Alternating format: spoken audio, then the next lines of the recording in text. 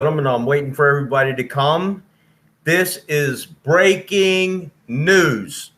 Breaking news on YouTube on that gang stalking show. It has nothing to do with my targeting. As you guys know, I'm a targeted individual. I've been targeted since 2004. And for about the past 10 or 12 days, I have been targeted in a severe campaign of harassment. However, this is not about me. This is about a guy by the name of Mathew Choi. We've only got two people. I've only been live for 37 seconds. Let's get more people in the room. If you got friends on Facebook that are TIs, if you got friends on YouTube, text, chat, mail, get everybody to come on in, because this is breaking news about a targeted individual who is wanted in Hong Kong for allegedly taking the life of a Hong Kong cab driver. So get on the phone, get everybody, let me turn on the lights, let's set the stage, and let's get down to business.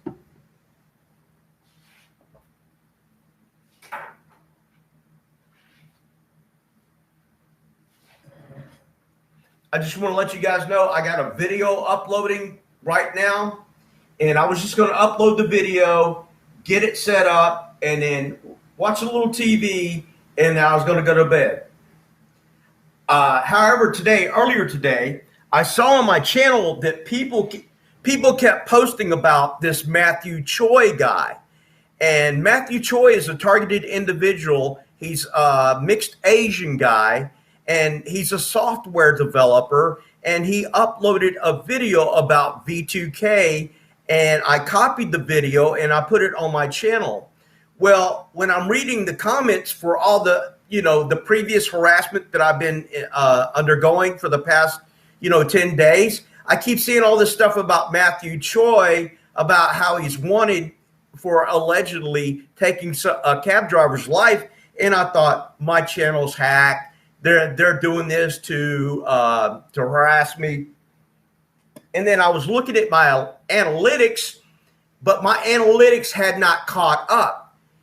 This is a video that hardly ever gets watched on my channel. And the analytics came up and said I had 5 views in the past 24 hours. But on my other part of the analytics, it said I had 19,000 views in the past 3 hours. I'm like, somebody's hacked my channel. They're screwing with my analytics. Something's not right. Something is wrong. Thank you, Laverne. God bless you. Greatest ever. God bless you. But if you got friends on Facebook with Facebook TI groups, holler at them. Tell them to come on over. Come on over. We have got a situation in the Situation Room involving another targeted individual who has lost their mind. We have Aaron Alexis. We have Myron May. And now we have Mathew Choi, who is wanted in the alleged connection of taking the life of a Hong Kong cab driver. Now, people were posting in the comments under this video, and I'm like, it's got to be BS. Mathew lives in New Zealand. He doesn't live in Hong Kong. Well, I didn't make the connection, but a lot of Asians who live in Australia and New Zealand are expatriates from China and Hong Kong. And I didn't catch up with it. And then I deleted a bunch of those comments thinking that these people are just, harassing me on my channel. And this is some form of harassment, because I'm undergoing harassment and everything. When you undergo harassment, things seem peculiar. They seem odd, and you don't know a coincidence from anything else. And it's kind of hard to sort through things. But anyway, we got 11 people in the room, and we're going to go over this. I am reading this. Let me see if there's a way that, here we go. I'm going to post a link to this so you guys can go to the webpage about this incident with Mathew Choi. And I have got Mathew Choi. Here's the link I just put up. I've got a video of Mathew Choi on my channel. Let me go and see what the video is called. I put that up. I don't know how long ago it was. This is just insane. I really haven't had time to take it in.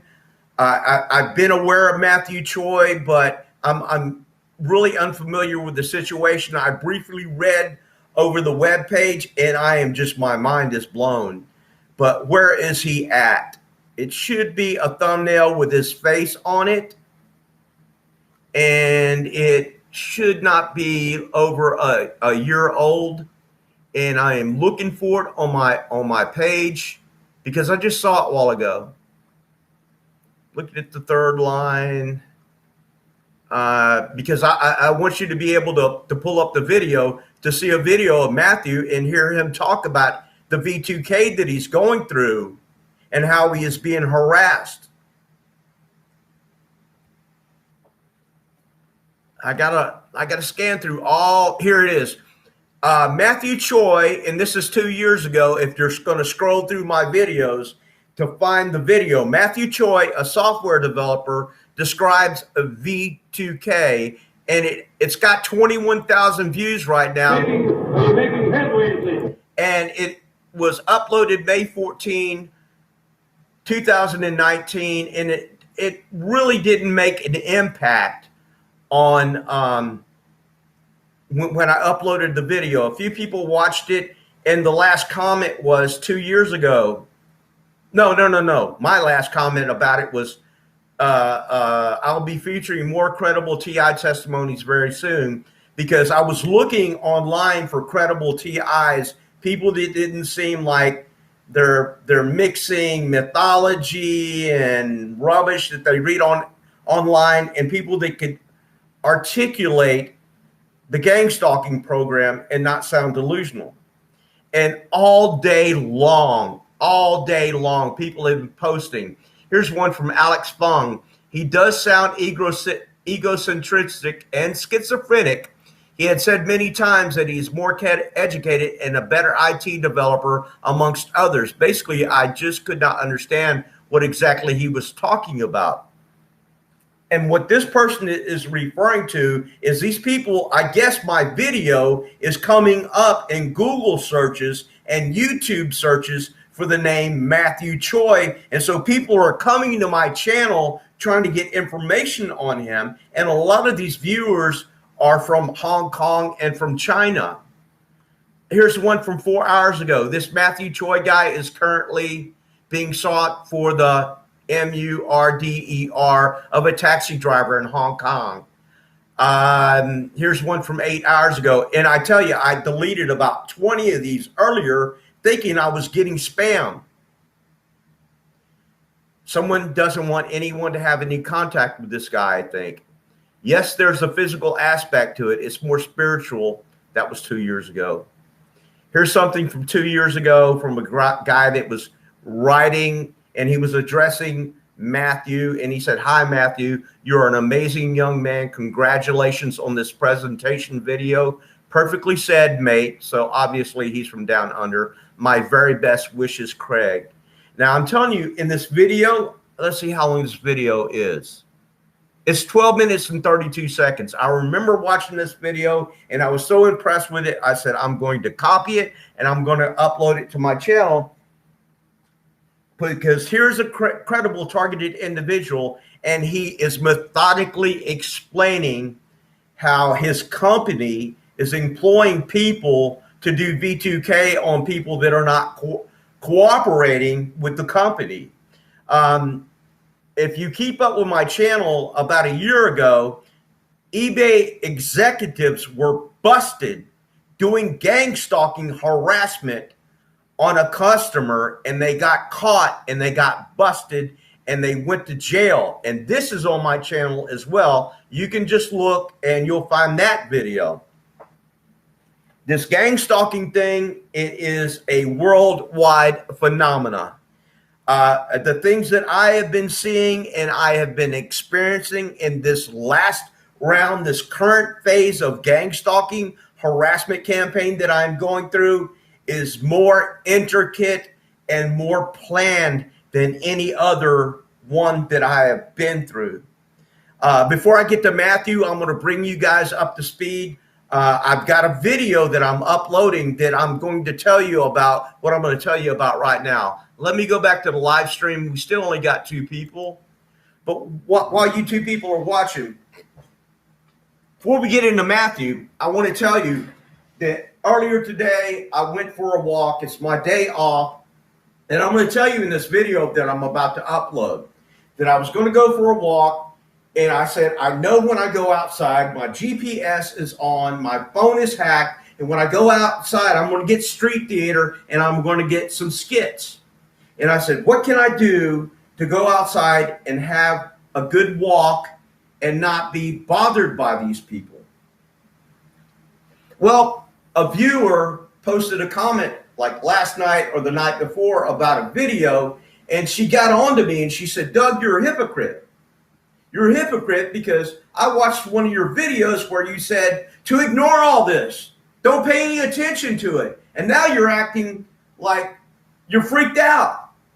And I got to thinking about what she said, and I remembered the video. And the video was basically this. They're all actors. They're all actors. And the only audience participant is you. And the thing about when you go watch a play, you have the right. If you go into a movie, you watch a movie and it sucks. You wasted $10. You get up and you walk out. It's not worth watching. You go see a Broadway play. It sucks. The actors suck. You don't get anything out of it. You just get up and you walk out. So I was using that analogy about how I was dealing with, gang stalking.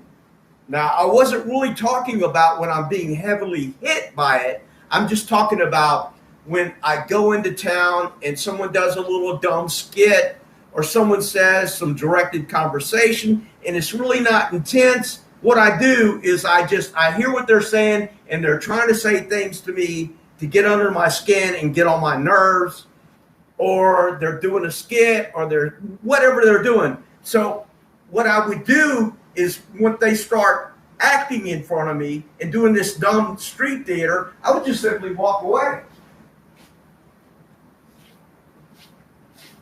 And I'm telling you, that is a very, very effective way to deal with street theater, mobbing, and everything else.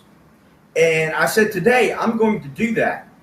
So I planned out that I was going to go for a walk, but I said there's going to be street theater when I go outside because they're going to know as soon as I leave my house, they've got my GPS.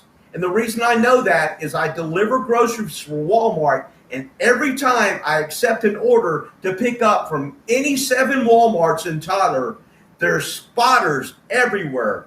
Spotters are simply people in vehicles. They're conspicuous. They're not being covert, and they're staring at you and they're looking at you. And I've been catching a ton of them on camera. They don't have a front license plate, which is required in the state of Texas, and many of them have fake, outdated, or fake paper license plates on the back. So if I were to go to look up these license plates, it would come back null and void. And the only other way to identify the vehicle would be through the vehicle, the VIN number. So what I've been doing for the past several days is just photographing and getting evidence and videotaping all of these anonymous vehicles with no front license plate and fake paper tags that are expired. And the reason I did that is because if anybody ever wants to say, oh, you're crazy, and, somehow or another try to set me up for something, I could present to a judge in a court of law, and I go, so you people think that I'm delusional? I would give them a lecture about the East German Secret Stasi police, about where gang stalking originated from. I would tell them that it is a form of psychological harassment based on classical conditioning, operational conditioning, and psychological warfare. And you can use any stimulus or stimuli to target a person and condition them to where They will recognize it, but everybody else in the crowd will not. Case in point, if you've ever taken a class in psychology, Psychology 101, you learn about a classical conditioning technique that Ivan Pavlov did on a dog. And what Pavlov did was he conditioned the dog.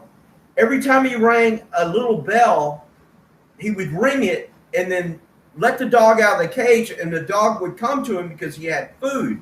And then he would give the dog food after he rang the bell. And after a certain amount of times of doing this, the dog got conditioned to the stimuli of the bell, that when he ran to Pavlov, if Pavlov withheld the food, the dog would salivate. However, when they started the experiment and he was ringing the bell, it was noted that the dog did not salivate. The dog didn't salivate because he had yet to be conditioned to the stimuli. So now, after X amount of times of ringing the dinner bell and giving the dog a treat, he would ring the dinner bell and then withhold the treat or the food, and the dog would sit there, be wagging his tail, and he's drooling because he's like, where's my kibbles and bits, or whatever the food is. Another way to reaffirm this is, let's say Pavlov he had already conditioned that dog to that. Well, let's say he didn't condition other dogs, that he would just ring the bell and that dog would come up and salivate.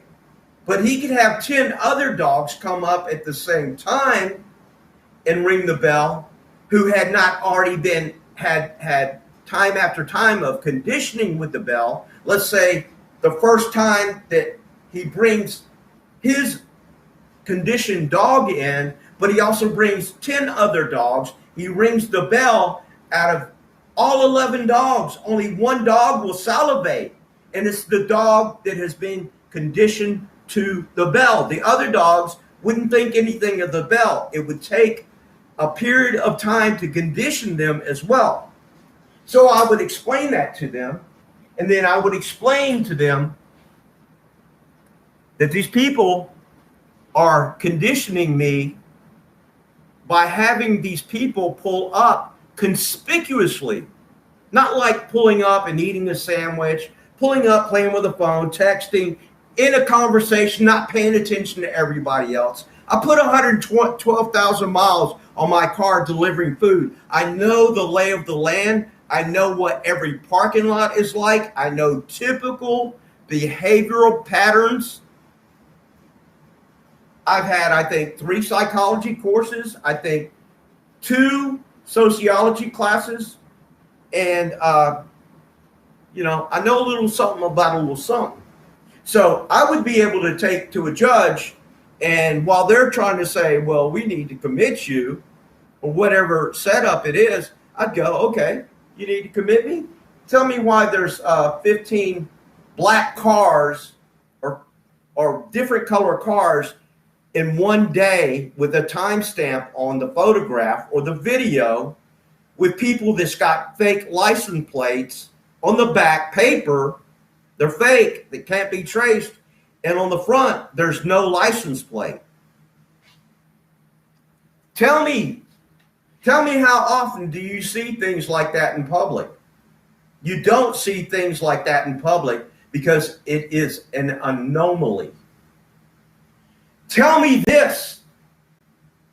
If I walk up and down a back country street, like when I'm about to tell you about my walk today, if I'm walking down a very quiet subdivision, neighborhood, that I walk frequently, and it takes me about 45 minutes to do my walk, and I normally see no more than 5 cars during this period of time that I normally walk, and these cars are different color, different types, different makes, and there's no pattern, there's no method, there's nothing. It's just It's just natural behavior of drivers. When I take a video camera and show them, like I did today, where I'm walking through a neighborhood and black has been the new red for me. I've never been hit with the color of cars and I've never paid attention to them. But today and the previous days, and a lot of my neighbors in my apartment complex are wearing black from head to toe. Now, the psychology behind this color is this. We got 20 people. Great. Stick around, people. This is going to be the bomb. The bomb. The psychology behind this, and they understand that I understand a little bit about psychology. I don't profess to have a vast knowledge about psychology, but I do know a little bit about it. Number one, I worked at Rush State Hospital for 3 years. I worked at Austin State Hospital for about 6 months. I've worked at the Andrews Center. I have worked in psychiatric facilities as a mental health tech and as a psychiatric medication nurse. So I got about 7 years of this. I have worked with every mental disorder that you can think about that is popular within the DSM, which is the Diagnostical Statistical Manual of Mental Disorders. I have worked with bipolar people, schizophrenic people. I have worked with schizoaffective disorder. I've worked with major depression. I've worked with people with chronic anxiety. I've worked with people with panic attacks. And I have dealt with people who are actively psychotic hundreds and hundreds of times. My background, where I got the majority of my experience, was on the admissions unit of Rush State Hospital. On the admissions unit, we did intake for the entire state hospital. That meant that we got 5 to 15 patients from our catchment area, and we admitted them to the state hospital. Oftentimes, these people would come shackled. Oftentimes, these people would come in a squad car, and they would kick out the windows of the car. And when we got them on the unit, there was a standing order to go ahead and give them, I think during that time period, Thorazine or Halidol was state-of-the-art medication back then for psychosis. That and probably 2 milligrams of Ativan, I am into the gluteal muscle. So five admissions a day at least, 5 times 5 days a week, 25 patients a week. 25 times 4 is 100. 100 times 52, 100 a month times, 100 a month times what, 12? So that's 1,200 people a year I would admit. And when these people would come in on admission, the majority of them were at the apex of their mental breakdown. Once we got medication in them, about 2 or 3 days later, they would calm down, and many times they would return to a normal mood. But I will tell you, I have got a lot of experience from that. I would read the doctor's notations. I would read the psychological report done by the psychologist. I would read the social history. I would read all this stuff. And that sparked an interest in me with psychology. And so I would read Psychology Today, and I just kept up with psychology. So, like, if someone wanted to say to me, well, that sounds crazy. You see all these black cars, big deal, yada, yada, yada. Let me tell you something. My dip broke. I'm trying to taper down on nicotine, and I used to use Grizzly wintergreen snuff, and I'm using pouches, and my pouch broke open. So I'm spitting a lot. I'm trying to get off this stuff. So today, I know that when I go outside, I'm going to see at least a few black cars. Well, so I put my earbuds in, and I got my phone, and I'm listening to the gospel type stuff, you know, sermons and edification and just biblical inspiration to build up a believer. Because as you guys know, this is demonic what these people are doing. It's, oh my goodness, it is so demonic. It is so demonic. It's off the rails demonic. So I'm like, I'm going to go for a walk. I'm going to put the word on. I'm going to put my earbuds in. I'm going to crank it up because they'll probably do a noise campaign as well. Some honking, maybe some sirens or something like that. Because there was a couple of times I stepped outside this morning and I could hear, you know, a noise campaign on 2 occasions. I didn't think anything of it. I'm like, I don't care. I don't care. I don't care. But I said, I'm going to apply what I said in my previous video, like about a year or 2 ago, that this is a play full of bad actors. And anytime they start acting out in front of me, what I do is I leave.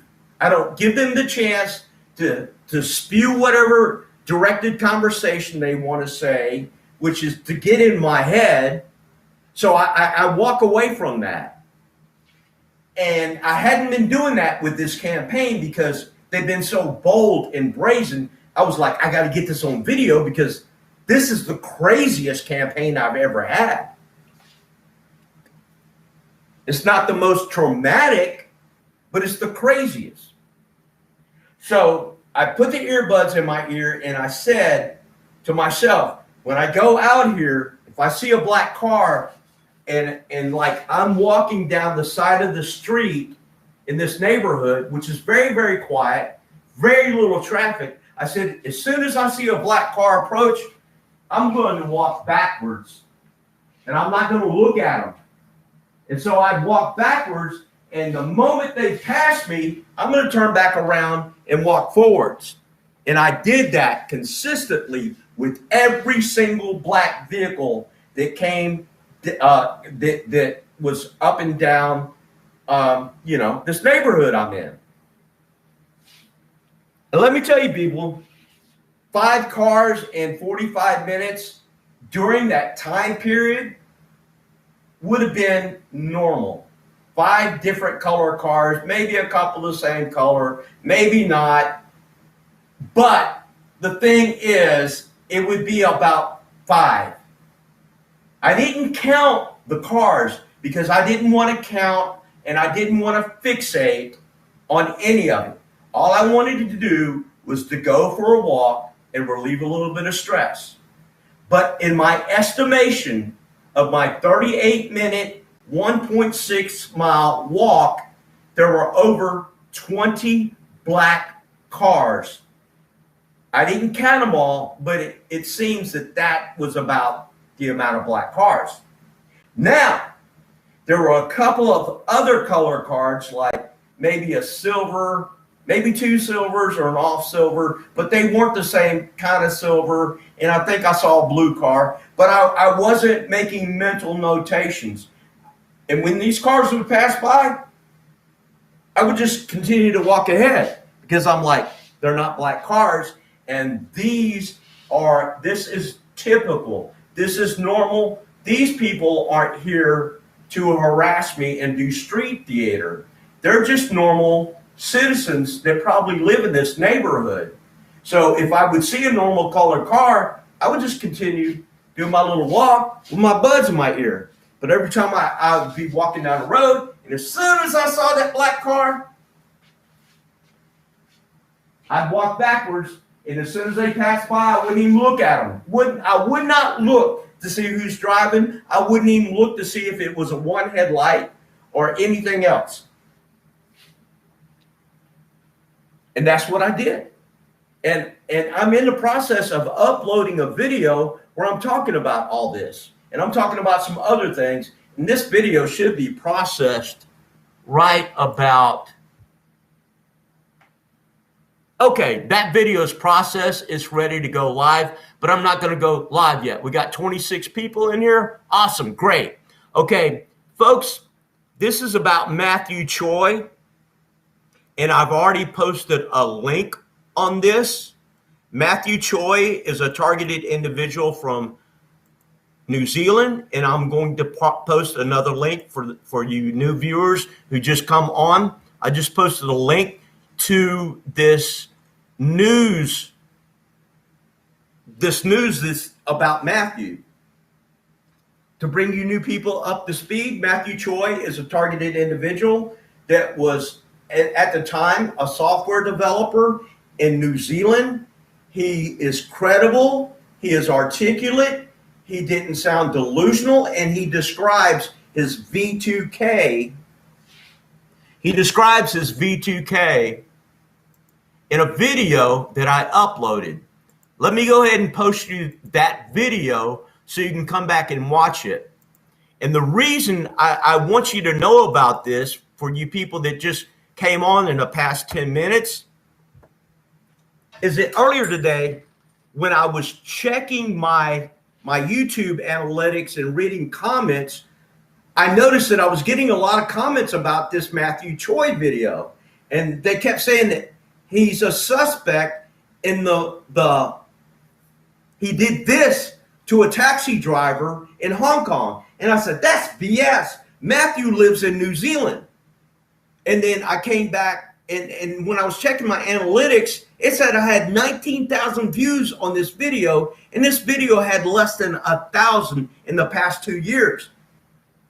And then I was looking at other analytics that said you only had 5 views in the past 7 days. And I'm like, something's screwy here. Somebody hacked my channel. This is probably some part of my new campaign. And I just disregarded it, and I deleted a lot of comments from that video, thinking that, this was part of my harassment. But that's kind of what happens. You guys know when you get into intense harassment, you start scrutinizing everything, analyzing everything, and then you find out once the campaign is over, oh, I overreacted with this. That was a coincidence. My bad. I overreacted. I just got caught up in the moment. And so I realized that once my analytics updated, let me look at the analytics for this video. When my analytics got updated,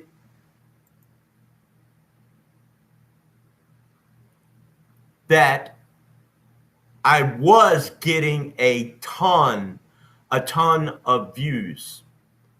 And I was like, I never get a ton of views on my channel. I mean, my YouTube monetization, it went up.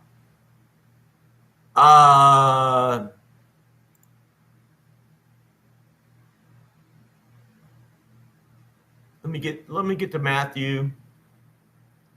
Let me get to him in his video so I can look at the analytics for that.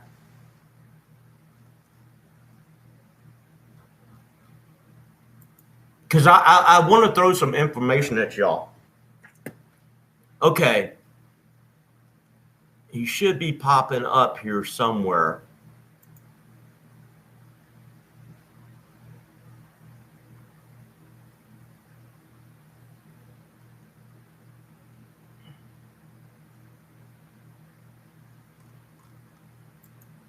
I'm not really good at all this because I really don't pay much attention to my analytics.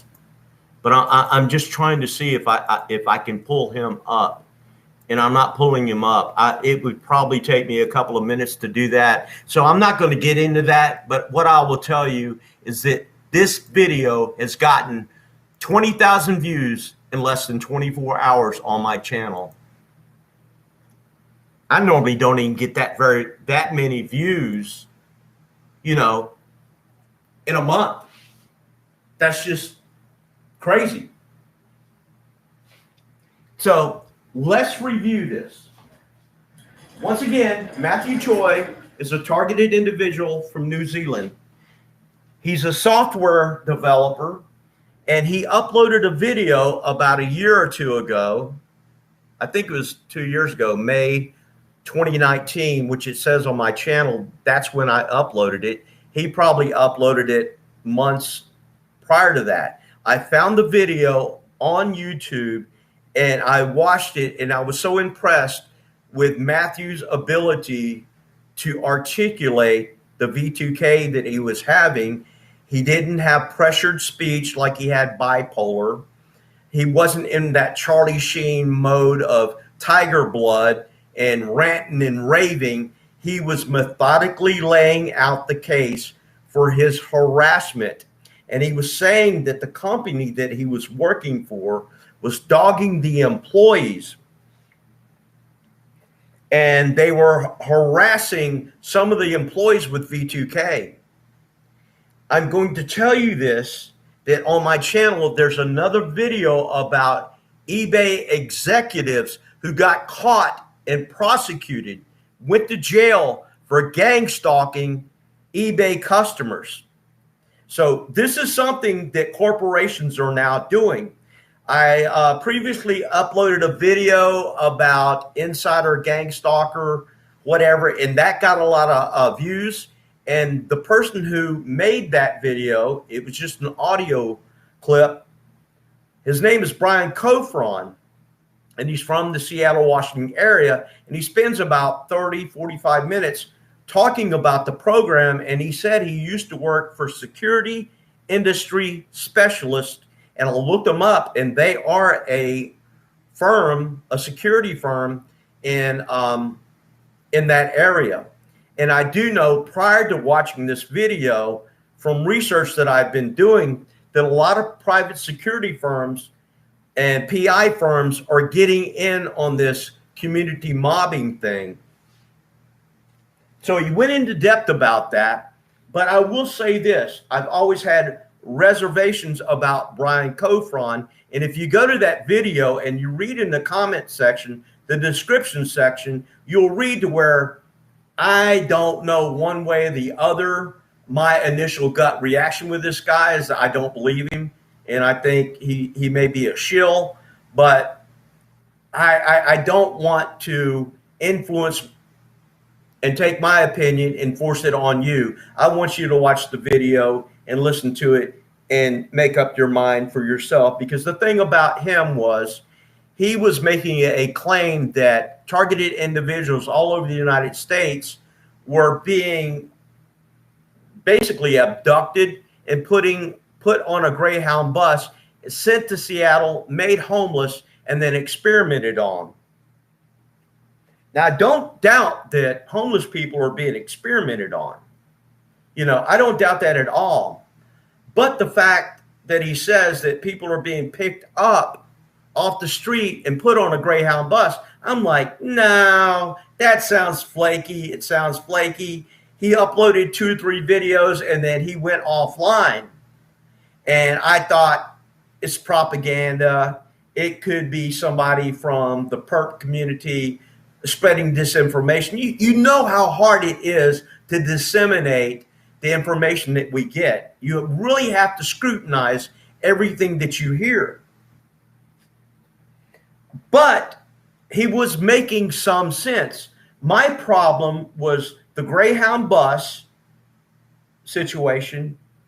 And the other problem I had is he said that he worked for Amazon, and Amazon, he was working on security details for Jeff Bezos. And everybody knows who Bezos is. And he says Bezos is aware of this program. And he said he was also doing V2K operations. And he was also talking about the bioencoded DNA. And the first time I watched the video a couple of years ago, well, it came out in 2017, I really wasn't hip on bioencoded V2K. I mean, bioencoded DNA. But since then, I've done a lot of research, and it does sound logical and reasonable and rational. So he was talking about the V2K, and my problem is like, why don't you tell us what it looks like? Why don't you tell us about the software that is used to do it? And he never described any of that. And that was my reservation with that, and my reservation with the Greyhound bus, and everything else sounded like it could have been everything you could pluck off the internet and then put into a video. But I will say this, after much scrutiny, and even though I have said I have my reservations about the validity of Brian Cofron, from what I understand is that they got to him and they have terminated him. But I don't know the validity of that either. What he was saying made a lot of sense, because if you guys have been doing your research, I think I got a video somewhere of these gay men in somewhere San Diego. I think it's San Diego. They all live in a community together, and they were on a news program because they called the local news and they said, we're all being hit with voices in our ear, and people are berating us and saying things to us, and we cannot be having a mass hallucination. And so they sit down and they talk with these guys, and they're like, it's saying to me, yada, yada, yada, or it's saying to me, da, da, da, da, da, da, or saying yada, yada, yada. There's like 3 or 4 different people expressing what V2K is like for them. And for me, that's credible. And what's even more credible about it is it made the news in their town. It's on my channel somewhere. Maybe if you type in YouTube, gay men, San Diego, V2K harassment, you'll find it. And you'll find it because the thumbnail is going to be like News 13 or channel yada, yada, yada. And then they're going to spend about 5 minutes interviewing these guys, and these guys are going to give their testimony. So let's get back to Mathew Choi. Okay, I've already put the page up. I'm going to go ahead and give it to you again for new people who are just now joining us. This is breaking news.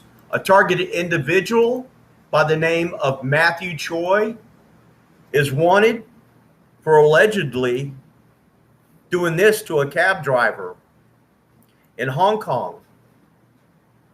I've gotten like 20,000 views on my channel. Obviously, there's a lot of people searching for information on Mathew Choi, and I guess they're searching on YouTube, and my video is probably coming up for that. I'm probably coming up in a top placement. I used to do web design and create niche websites, and I had this one website one time called Kids IQ Test Center, and I had 400 pages of unique content that I wrote. And one page that I created that if you go look for it right now, you'll find it all over the internet, and people have plagiarized my original work. Just type in on a Google search, the IQ of famous people. I created this web page for my website to bring people in. So once people get in, they could click on my Google ads. I could make money from that. And I was selling these IQ tests that were aimed at kids, because every other website at the time was selling IQ tests for adults. And I thought, hey, I found a niche. And the company that were selling these IQ tests for kids, which I found that was from, they're from India. I wrote them a letter in 2003 stating, hey, I found that you guys sell these IQ tests for kids, and can I be an affiliate partner and make some money? They go, yeah, you can do it, but don't try to promote these tests. They don't sell. And I said, on a hunch, I'm telling you, I've been looking for a niche affiliate website to promote and affiliate content, and I think this is it, because I'm finding a lot of things for IQ tests and a lot of different IQ tests, but they're all for adults. And I'm just thinking, maybe if I focus on IQ tests for kids, I might be able to sell your tests. They go, don't do it, don't do it. We make other tests. And the name of this company is called expertrating.com, and they still sell those tests. So I did that until 2015, when I underwent a serious campaign of harassment and hacking, and they hacked my website offline. I was using the money from this website to supplement my disability income. But getting back to the IQ of famous people and getting back to,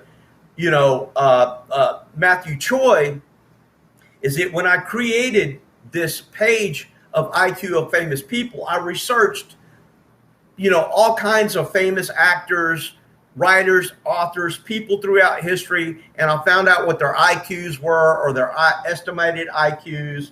And I made a web page, and I found the photographs of all these people, and then I would put their IQs under it, and people would do a search for the IQ of famous people, and I would come up #1 in Google and #1 in Bing and #1 in MSN.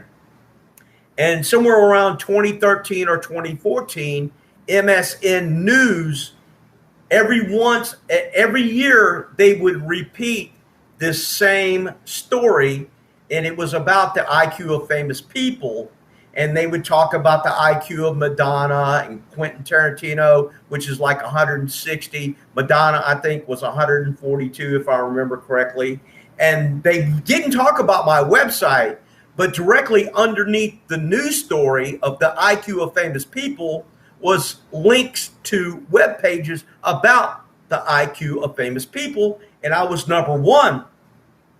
And when they would run this story for like 24 to 48 hours, I would go from like maybe 500 people a day visiting my site through 400 pages to, I would check my analytics and I would get 100,000 views within 24 hours, and my income would just go through the roof for Google AdSense, and I would sell a magnitude of these IQ tests.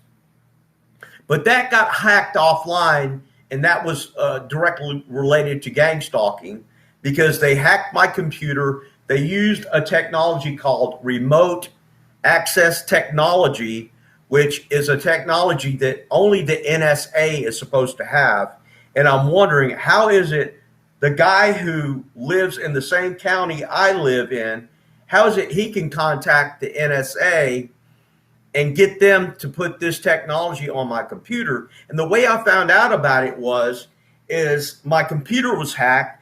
I had RoboForm Password Manager. They locked that up, changed all my passwords, all my online passwords. They hacked my website. They put malicious code in it. They crashed my website and destroyed it, and I couldn't put it back up because every file on my computer, even my backup files, everything I had on CDs, everything I had on backup, they corrupted all my data. And so I'm trying to get back online, and this is during the time of Windows 7. So I reformat my hard drive, and then I would try to take a Komodo rescue disk and then check my master boot record, because that's where the malware was always. And the master boot record tells the computer how to boot up. So I wouldn't be checking files on my computer because I already knew they were infected, because my AV software and my internet firewall was telling me you're screwed. So I'd wipe the hard drive down, repartition the hard drive, and then after that I would run a scan with Komodo, and it's just a quick scan because there's no files. All it does is repartition the hard drive and prepare the hard drive to reinstall your new operating system, Mac, Windows, Linux, whatever you want to install. And I kept finding this MBR malware, and I just reformatted my hard drive on this computer and this computer the other day, changed my passwords, and I found the same malware. This malware communicates to a remote computer where they have access to key logging, and they can probably even watch this video in real time without going to the internet and watching it on the internet. They're watching it because they've tunneled into my computer. So it doesn't matter if I'm watching a video or if I'm typing a letter or whatever I'm doing, or I'm doing Gmail, or I'm editing a photo on Photoshop or something.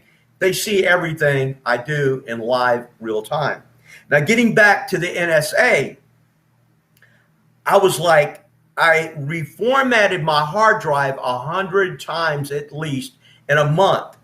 And every time I would reformat it, find the MBR malware, and then reinstall Windows, I would try to set up my firewall protocol before I installed whatever internet security suite that had another firewall and had live malware checking, live AV checking.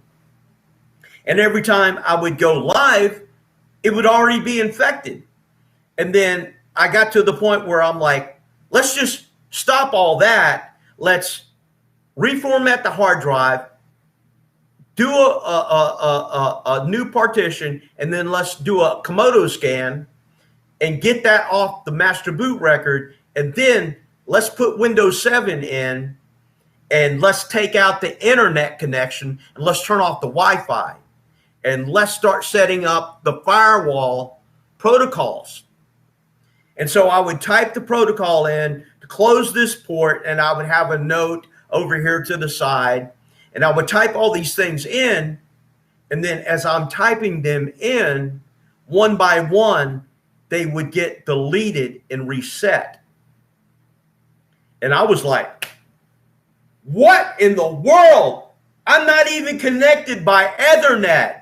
There is no Ethernet connection. I'm not connected by Wi-Fi. My Wi-Fi router is off. My modem is off. My Ethernet connection is disconnected. There is nothing in my house connected to my computer. That blew my mind. I was like, what is going on? I've never heard of this. So I went to the public library and I did a search. How to hack a computer that is not connected to the internet. And I found just one article, and it was talking about the NSA has this technology which taps into your network card. Without your network card, you can't connect to the internet. Your network card controls your Wi-Fi and it controls your Ethernet. That's what communicates to your modem. That's what gives you online access. And without that network card, you can't do anything online.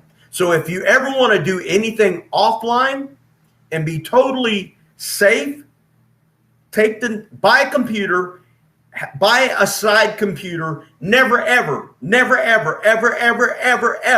connect it to the internet. Because if you connect it to the internet one time and you're already been hacked and somebody's already watching you, it only takes them a few minutes to send a corrupt file for you to click on. It could be a photograph, it could be a link, it could be anything. You click on in Gmail or you click on in Facebook, it could be anything. And then once they get that file on your computer, it's impossible to get off. They will forever have access. So I'm saying if you want to go this route to keep information private, what you need to do is buy a computer. It could be used. Make sure you take out the network card before you do anything. And then never, ever connect it to the internet, even with the network card out or in. Nothing. Make sure the Wi-Fi is turned off, the Wi-Fi button's off, everything's off. Ethernet's unplugged, and that way, let's say you want to write a private letter or you want to do something private, and if you're not affected by remote neural monitoring, they're not going to know what you're doing. So you can write that private letter and nobody's going to know. But if you have remote access technology and you got a network card and you've already connected to the internet, you're compromised.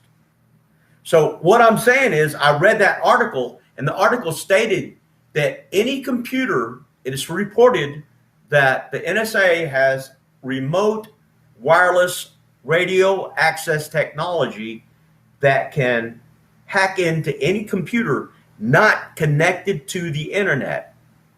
And just to deviate just for a moment, you know, the previous elections that we had, This is something that was never talked about. But every one of those computers, those voter registration computers, those were hacked by remote access technology. They go, well, none of them was connected to the internet, so that's a bunch of hogwash. They all had network Wi-Fi interface cards. So you get the radio address, you get the MAC address, and then you start putting in the data into the computer you want, and you change the votes. And I doubt that it will come up in a forensic audit. The only way to catch something like that, and I've talked to a forensic computer expert in Dallas, Texas, after this happened, and after I figured all this out, I called him up. I'm like, hey, man, I got hacked by NSA technology. And he heard about it, and I go, can you detect that? And he goes, yeah, I can find, he called it a hook, like a phone line, some type of hook. And he said, if anybody is accessing your computer wirelessly, yeah, I can do that. But you got to bring your computer to my lab, and it costs $2,500. Well, I didn't have $2,500, but he said, I can catch them. I can catch them. And I was like, oh, dear Lord, please give me the money. But, you know, anyway. So what I want to get to is that when I found out about it, it said if you live within an 8-mile radius of the operator who's targeting you, he can nab you.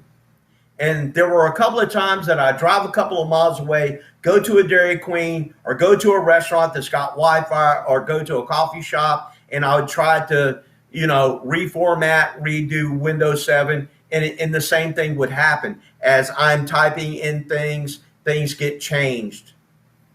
And I said, this is not going to work. So I got a buddy of mine who lives way out in the country, like 35 miles away.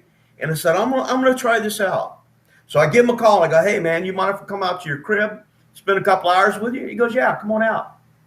I said, I got some computer work I got to do. So I bag up my PC, all my CDs and everything. I go out to his house. I reformat my hard drive. I scan it for malware. I get the malware off the master boot record. And then I partition it and I put Windows 7 on, and I'm able to type in all the firewall protocols like close this port, close that port. I put a note down for this over here, put a note down for this, UDP, TCP, all these different protocols, and everything sticks. Nothing changes.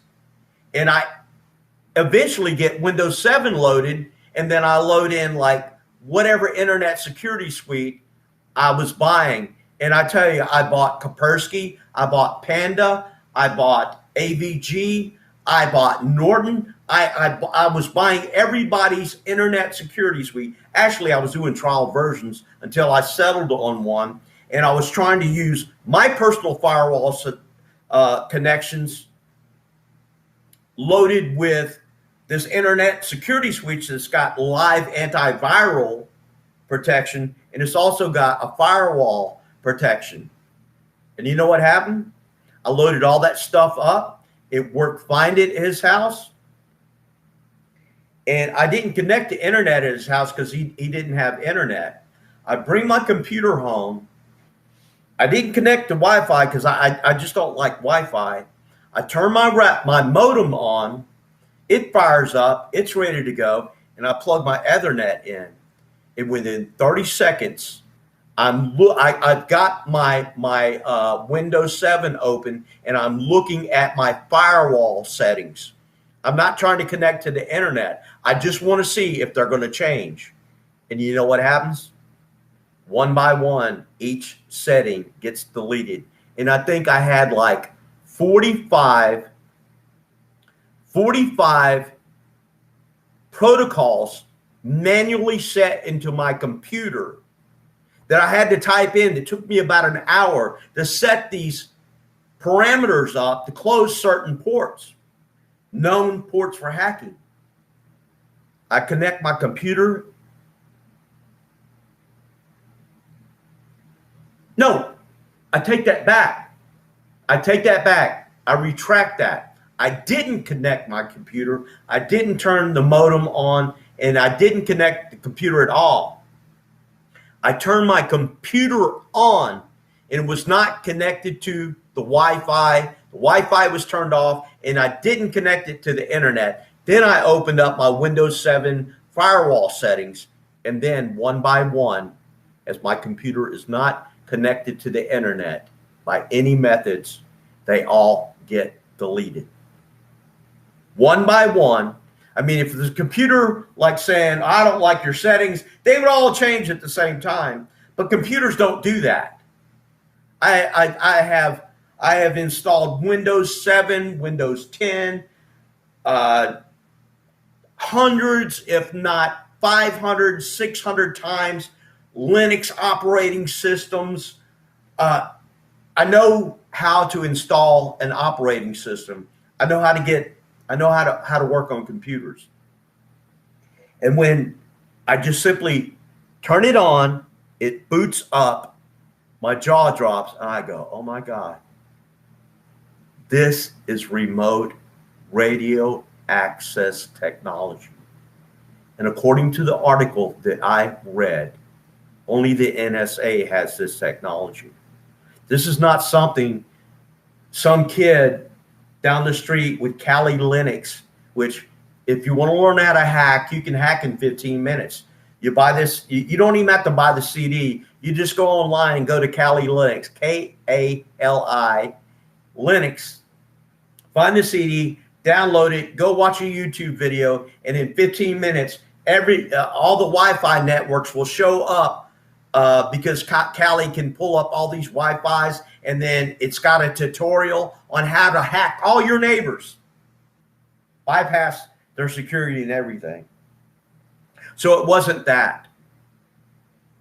Blew my mind. But let's get back to Mathew Choi.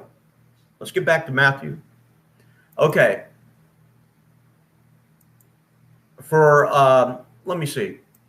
We got 26 people up. I haven't read any. What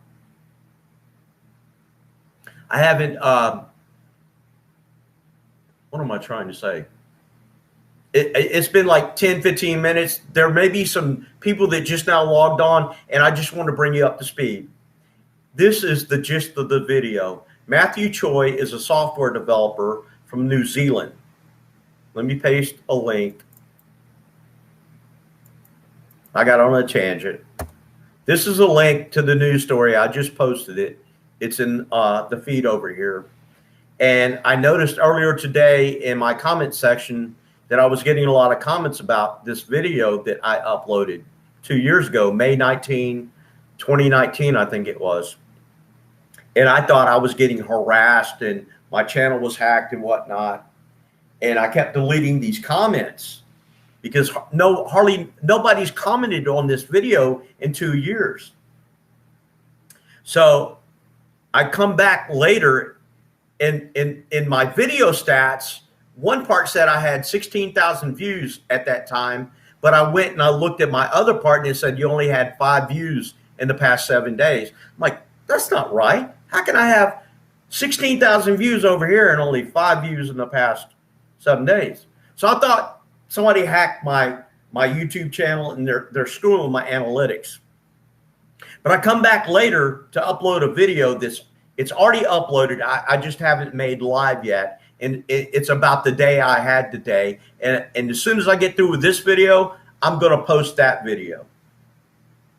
So I come back and I see I really had all these views. I mean, my income, people are making money off this. And it's sad because I don't want to make money off this, but that video is monetized. And I normally only make like $20 a month. And I've already got like $50-something for this month. And that is just, it's insane. But Mathew Choi is this software developer.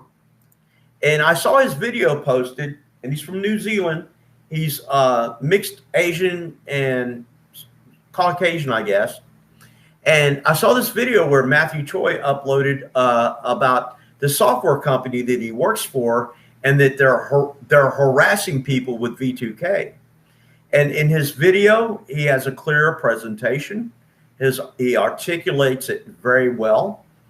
I don't notice any signs or symptoms of manic behavior, which would include pressured speech. By pressured speech, I mean, if you remember Charlie Sheen when he was talking about the tiger blood and sticking the cigarettes up his nose and smoking the cigarette and blowing it out through his mouth, and then tiger blood and he's all over the place. That's pressured speech. That's a symptom of a manic behavior. And so I didn't see any of that in Mathew, and I watched the whole video and I go, this is great. I'm gonna put it on my channel. So I uploaded it. I don't even think I got 1,000 views on it in the past two years. And then, like I say, I come to check some comments today, and it's blown up. It's blown up. Let me give you a link to that video on Mathew Choi that's on my channel so you won't have to look for it.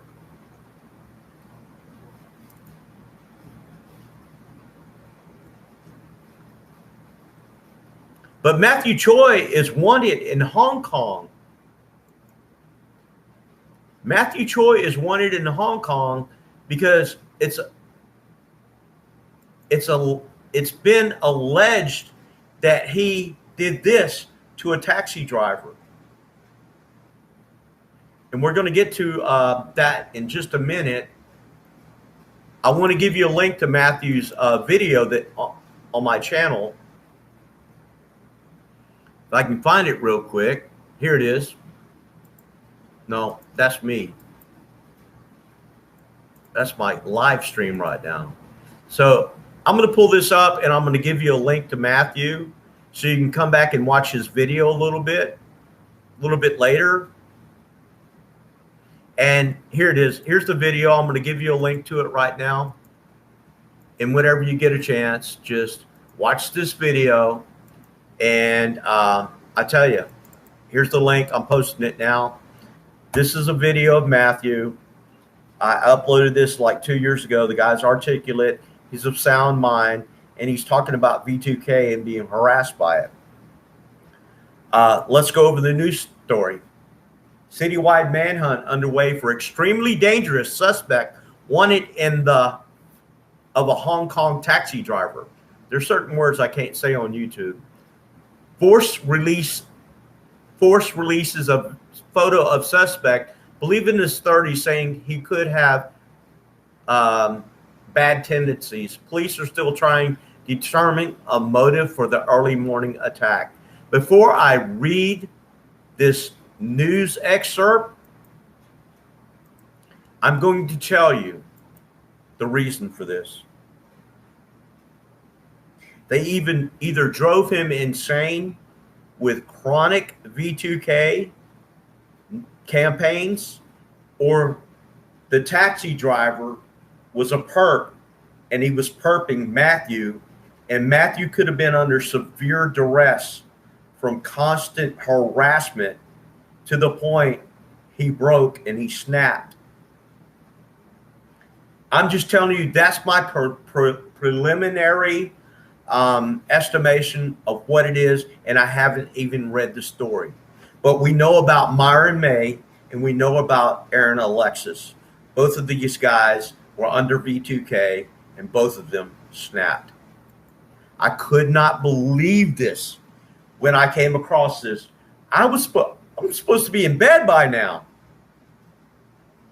A manhunt is underway for the suspected killer of a Hong Kong taxi driver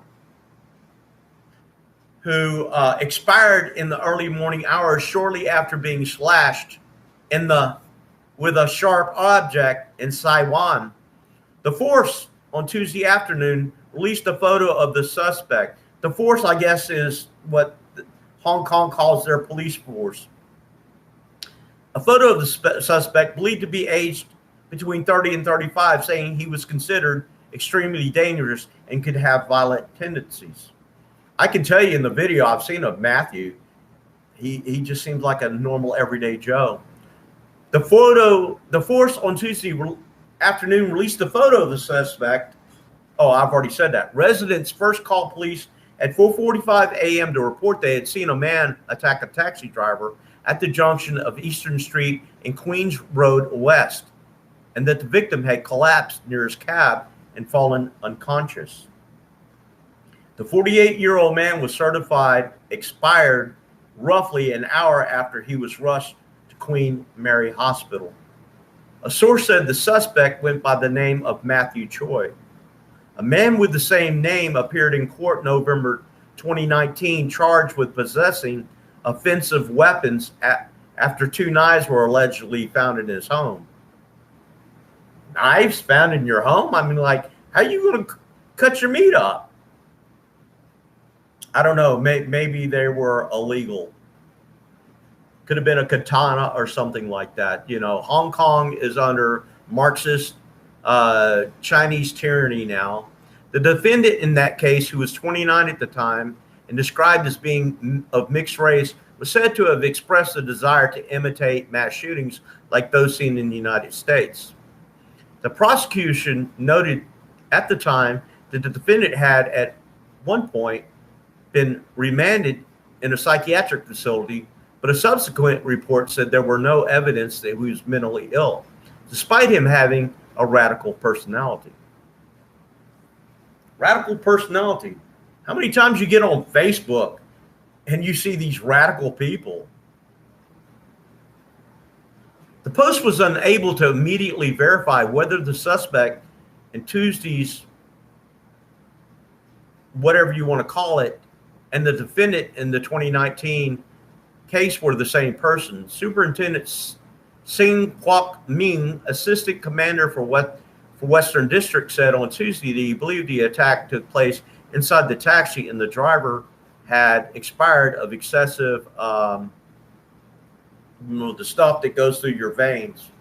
A 7-centimeter long, 2-centimeter deep cut was found on the right side of his, near the main artery, but not severing it. The victim's possessions were found on his person or inside the taxi, suggesting the attack was not a robbery. An investigation found that the suspect hailed the taxi near the scene of the attack and fled afterwards to an alley off Eastern Street, where he dumped some stained outerwear, surgical mask, and towels in a public toilet. On the rooftop of a nearby building, we discovered a bag full of surgical masks with stains, as well as a sharp instrument with a 16-centimeter blade. The whole length of the knife is 25 centimeters. It's a very dangerous weapon. We believe this knife is linked to the case, Sin said, adding that the officers were still trying to determine a motive. There we go, right there. They're trying to determine a motive. I'm not going to read the rest of it. There's not much left. You guys have a link to this. I've already posted the link. But when they get Mathew, if they get him alive, I'm probably pretty certain that he's going to bring up being a targeted individual and being harassed. I already gave you a link over here in the comment sections to the Mathew Choi video that's on my channel. I want you to watch it and then comment on it. Tell me, do you think Mathew in this video that he posted 2 years ago about V2K for working for this company, the software company who he thought was harassing him, do you think he sounds off in the head? I mean, as he's talking about this incident, he sounds lucid. He sounds like he's together. Doesn't sound agitated. He doesn't sound delusional. Doesn't sound like there's any pressured speech, any mania. I was so impressed with his articulation on the subject that I snagged the video and I put it up on my channel. And a few people watched it, and they were like, a lot of people like, great video, mate. Thank you for the video and all that. Well, folks, that's basically going to do it. This is breaking news. This breaks my heart. It's sad. It is really, really sad. But the fact of the matter is that there is a massive rogue program, not only in the United States, but it's all over the world, and there's classified technology being used. Now, of course, you know, Shields can try to discredit it. Other people can say it's nonsense, it's conspiratorial. But anyone who, even if they've never heard about it, if they were just to sit down and presented with the information and about the current information, and then if they would review, you know, what the East German Stasi secret police did and how they used this very same program, and it's well documented. There's archives of documents, thousands and thousands and thousands of files of targeted individuals in East Germany. Look it up. The Stasi Archive Museum, where every targeted individual had a file on them, just like I've got one and every one of you have one. This is just not random harassment somebody can get their jollies off on. Though it does seem that way, it's really more in depth than you actually can imagine. It's not only a continuation of what the East German secret Stasi police did, it's emboldened by technology, because when this program ended in East Germany in 1987, and a lot of people say we're TIs for life, but I'm telling you, no, we're not. We're not TIs for life, because from roughly 1957 to 1987, they had this program, the same program that's being run on us in East Germany, and it ended when the Berlin Wall came down. The Stasi were caught trying to shred documents, evidence, burn files, rip it up, and the citizens who were free caught them, stopped them, and all that evidence has been preserved in the Stasi Archives Museum in East Germany. So if you would have someone, even, you know, who has never heard about this and would, from, you know, an initial impression, go, this sounds crazy, this sounds like QAnon or something like that. But if you would sit them down and go, sir, I want you to examine the information about the East German secret Stasi police, how they use classical conditioning techniques, operational conditioning, psychological warfare, and other methods to target an individual, and even use their family members to spy on them. And their family members would also use techniques that they were coached on to harass their own family members, so they would think they're going crazy. So if they would to sit down and methodically go through each document, spend some time with that, and then spend some time learning about what's available technology, see the patents, hear the testimonies from rational targeted individuals, read some very valuable, insightful books like from Dr. John Hall. I haven't read Duncan yet. I'm a friend with Duncan on Facebook, and we talk every once in a while. I haven't spoken with him in a couple of months, but we banter every once in a while. But if they were to spend a couple of weeks and immerse themselves in this and then walk away from it, they would have the impression that there is something to this. There is definitely something to this. This is not a conspiracy, and it would be self-evident by just examining the documentation on it. On top of that, you combine that with the era in which we live in, where everything is trying to go full-blown, blow out the Constitution, and let's have full government control. Everybody get, you know, the injection, everybody wear the mask, everybody do this, everybody do that. And the government has all this control. And then the next thing you know, we're no longer a republic. and we're no longer anything resembling the United States Constitution. And the people that are in power, that propped up Joe Biden in this con job, Kamala Harris, they will be forever in power, and we will not be able to get them out of power without a civil war. If you ever wonder why they're letting in so many illegal aliens, it's because they're ignoring the Constitution and they're ignoring due process of law. They're allowing these people to flood in. They keep telling us about COVID. They keep telling us about masking up, but they're letting these people come in droves, and they don't care if they're vaccinated. They don't care if they have TB. They don't care if they got scabies or if they have mange or lice or anything else. Just come on over, come on over, come on over, come on over.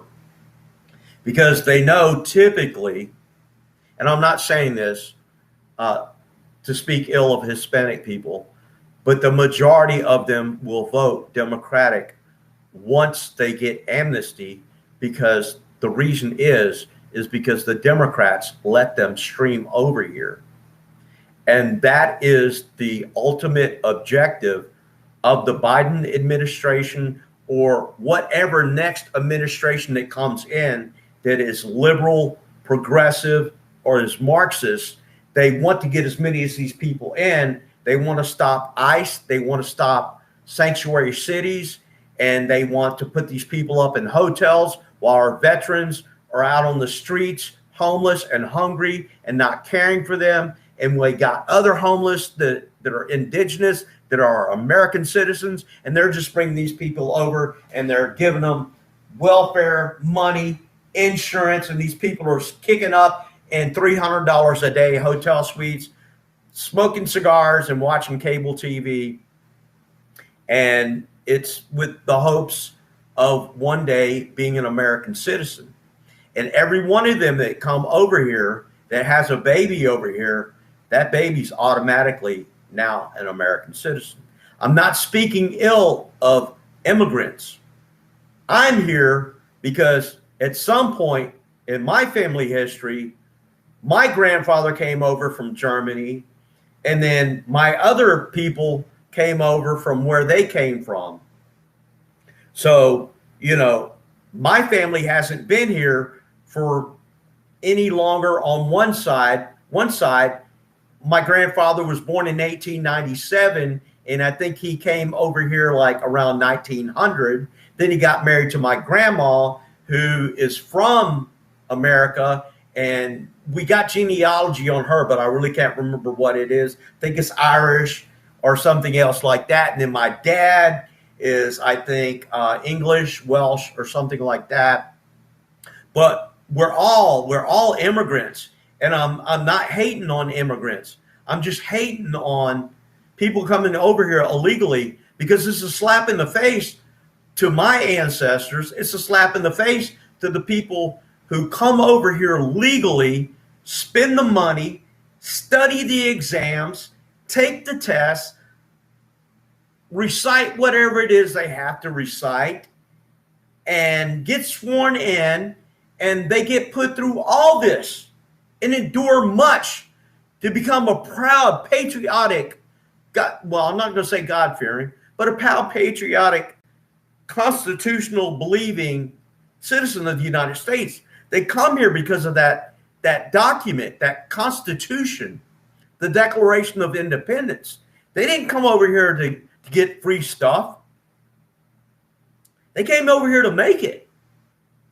So you get this government that we're getting, letting all these people in so they can flood our country with all these illegal immigrants, and then give them amnesty, and they flood certain cities and turn red cities blue.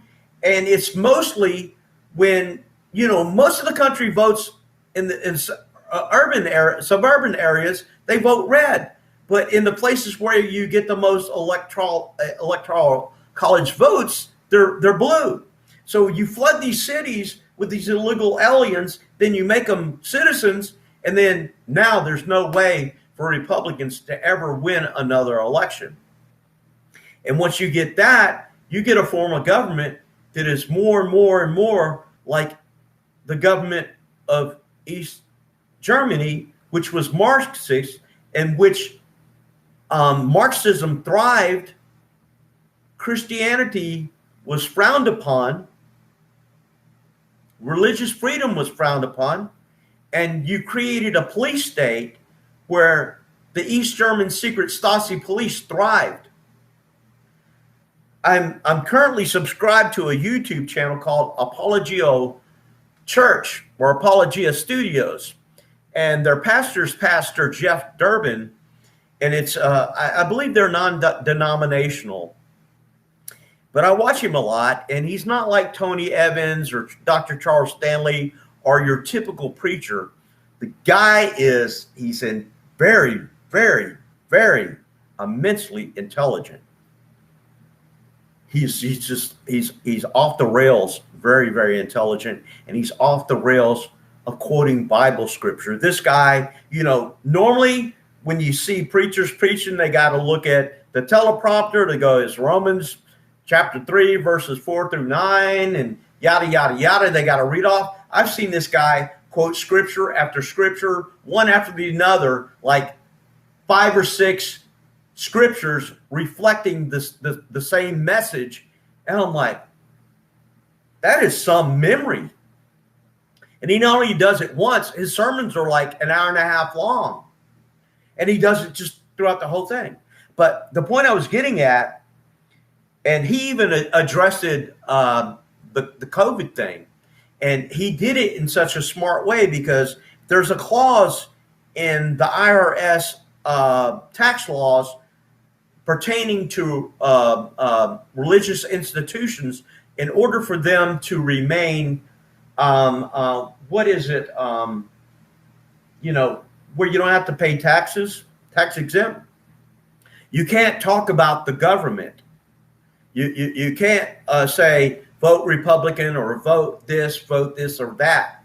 And so he was addressing COVID, and what he was doing is he was talking about mandatory cookies, and he was using the metaphor of cookie for the jab. And he was basically saying that, and I'm going to get to my other point in just a minute, a side point about the FBI and the CIA. And what he was basically saying is that, well, if the government wants you to eat a cookie to make sure that you're healthy, and if you eat the cookie, that would make everyone else healthy. And if we all ate the cookie and we wore masks, then we would all be healthy. But it's against our Constitution for the government to mandate that everyone eat cookies because we have the freedom of choice not to eat cookies. And he was talking about the vaccine without saying that. Had he said that, the IRS could come down on him, the FBI could pounce on him, and whatnot. So, and this was one of his latest sermons, Apologia Church. Let me bring this up for you because I know some of you people are Christians and you're down with the Lord, and I love that. Let me, I'm going to give you a link before I start getting into the other stuff real quick, before I close this out.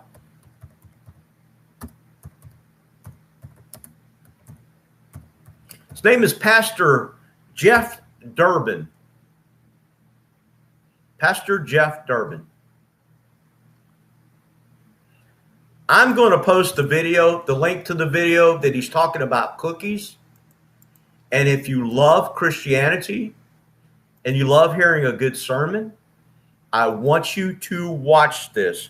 I have never seen or heard a pastor with so much passion for the Lord and the ability to address the really important things in the Christian faith, like abortion, like false religions, Jehovah's Witnesses, Mormons, abortion mills.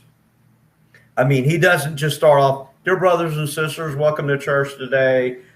We had a great Sunday morning, and then, we want to talk about church attendance, and Don't forget to tithe, and the prayer plate's going to run. You know how the typical Sunday sermon goes. It's anything but typical. I just posted a link to it, and this is the link to that video, and the video is called "The Sermon: A Christian Response to Mandatory Cookies." This was streamed live October 10. I think I watched it live, and since then he's had 30,000 views, which is a high number of views for this channel, for his channel. Normally they don't get that many views because they do spend a lot of time in sermons, and they don't do these 30-minute sermons and in the sermon in time so you can go home and watch the football game on Sunday. They don't operate like that, and I love that. And I'm telling you, I love football, and I can't count how many times I've been in church, and I'm like, come on, Pastor, Cowboys come on at 12. But anyway, getting back to what Pastor Jeff Durbin said, and I think he talks about this, about the FBI and the CIA who's got tabs on his church. And the reason they have tabs on him is because our current political climate is continually shifting to the left.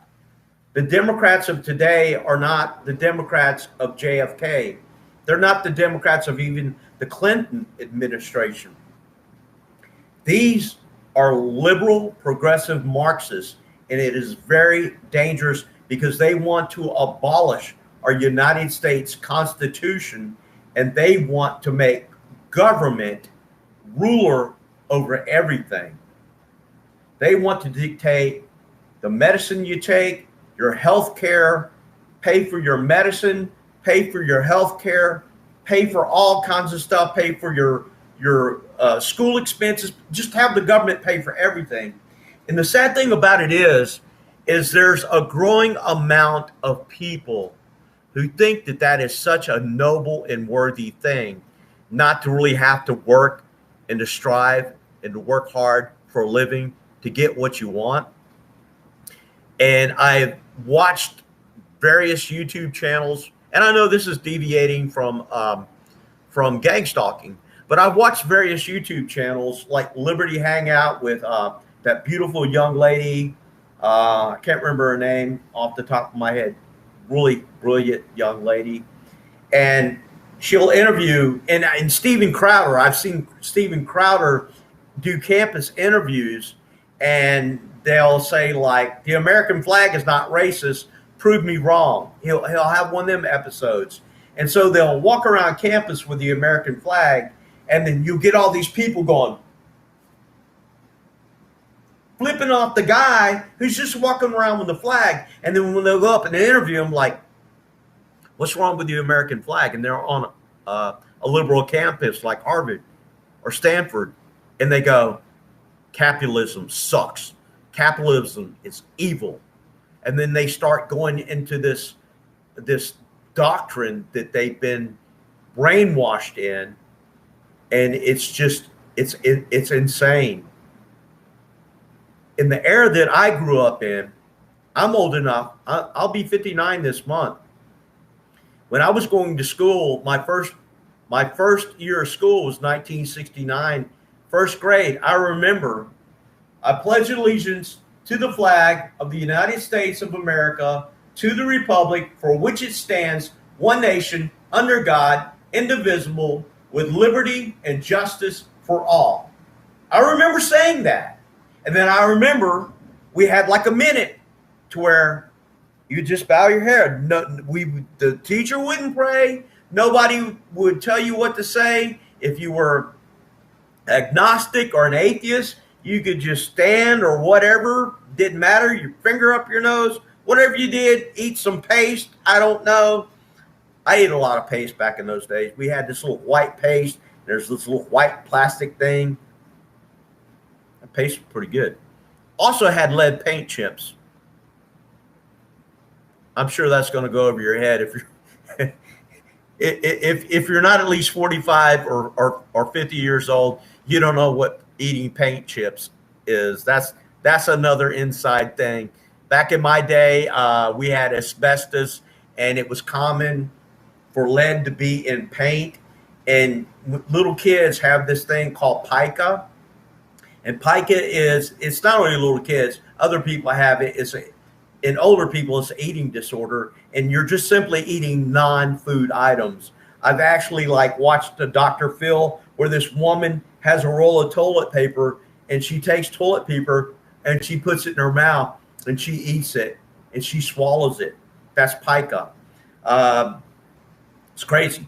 But back in the day, we had lead-based paint, and when your paint cracked in your apartment or your house, it was every once in a while little kids would take that paint and put it in their mouth and eat it. It's kind of like sticking your tongue into a light socket. People have done that as well. I mean, that's why you now got to put those little safety things on it, because little babies would be over there sticking their finger in it going, ah. But anyway, I lost my train of thought. Oh, about the CIA thing. So we're getting more and more people who are anti-American, who feel that we're racist, that just historical figures, George Washington, Christopher Columbus, statues, they're racist and they're offended by everything. And I can't understand that. And it blows my mind that I live in this world now where people are losing their mind.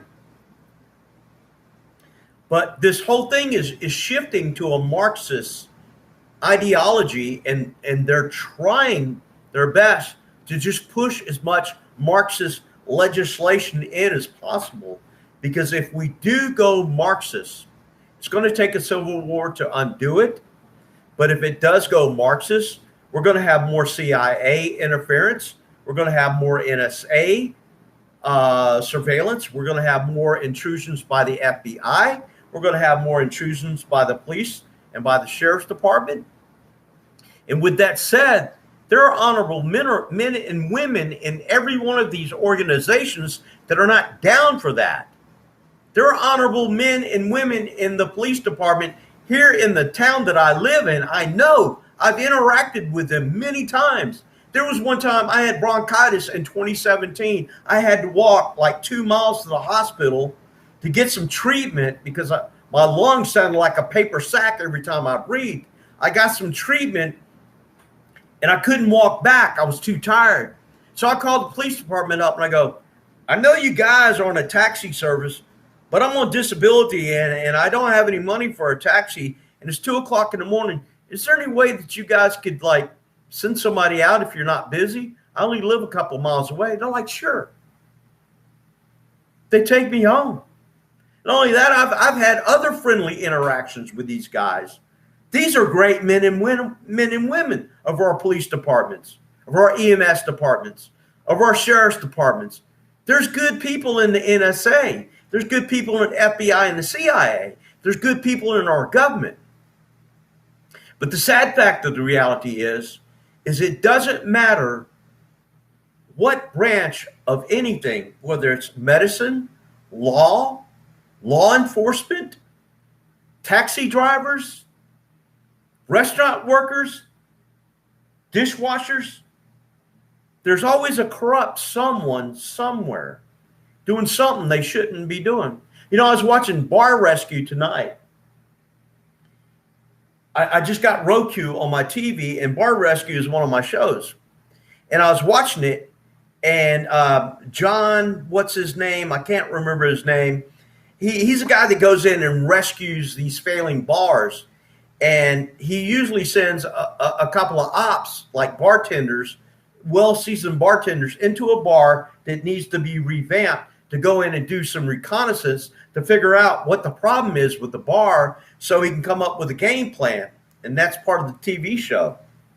So he sends these guys in and they order like brand label like Tanqueray and Tonic. I'm not a big vodka drinker, but I used to drink Tanqueray and Tonic. I don't know vodka brands. I do know like tequila. What's the famous tequila? I used to drink a lot of tequila. Anyway, here's the thing. I used to work in bars as a DJ. And I know one thing, that you've got call drinks, which I think that's the brand names like the Tanqueray and the Smirnoff and all that other Gold Slaughter. It's the good stuff. And then you got the well drinks, and the well drinks is the cheap stuff that just sits behind the bar, and that's just the cheap stuff that you get at the liquor store. And what these guys were doing was taking the well drinks and pouring it into the Tanqueray bottles, and then somebody ordered a Tanqueray and Tonic. They'd pour from that green Tanqueray and Tanqueray bottle into the glass with some tonic and put a little lime in there, and they'd serve the drink to these undercover bartenders, and they're like, this is not Tanqueray.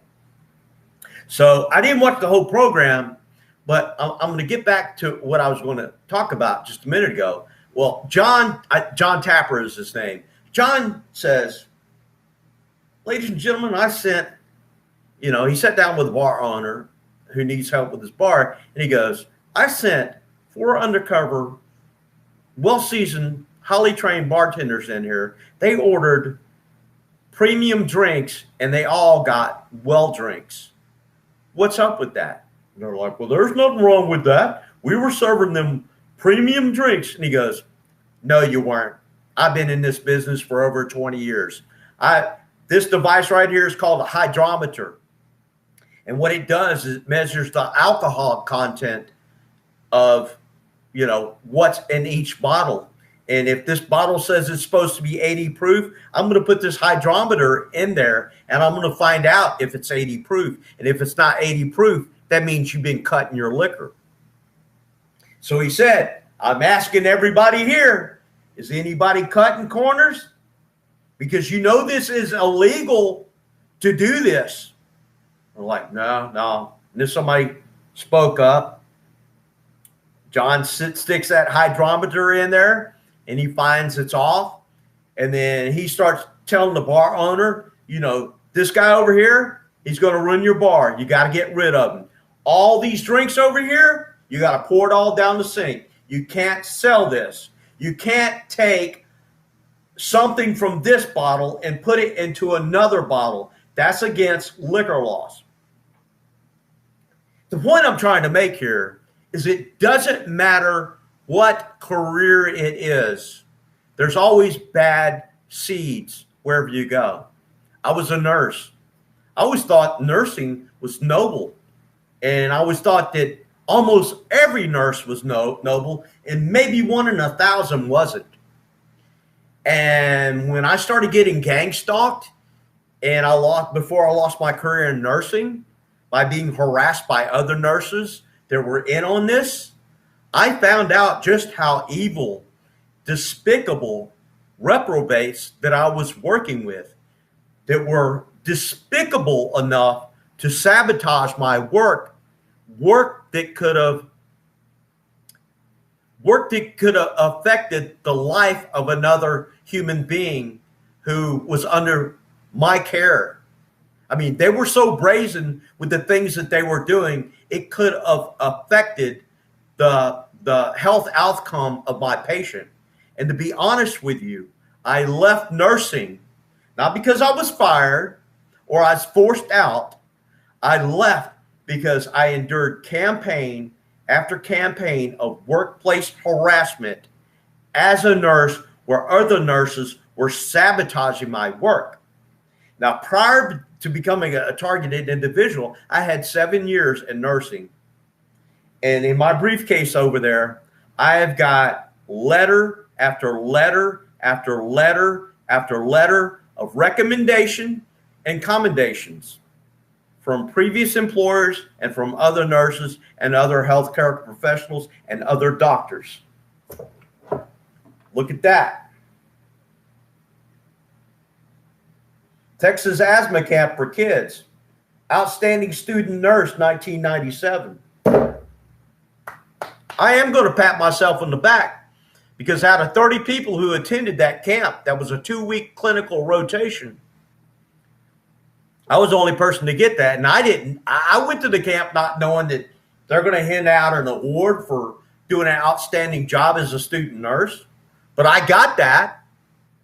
And after I got that and I got out of nursing school and I went into med surg at my local hospital and I worked for 19 months to get med surg experience, to where after I got that experience, I could go into agency nursing and then work anywhere in the United States. I just needed 1 year of med surg post nursing school. And I got 19 months. And then I got all these letters that allowed me to apply to nursing agencies. They're like, they're hiring me.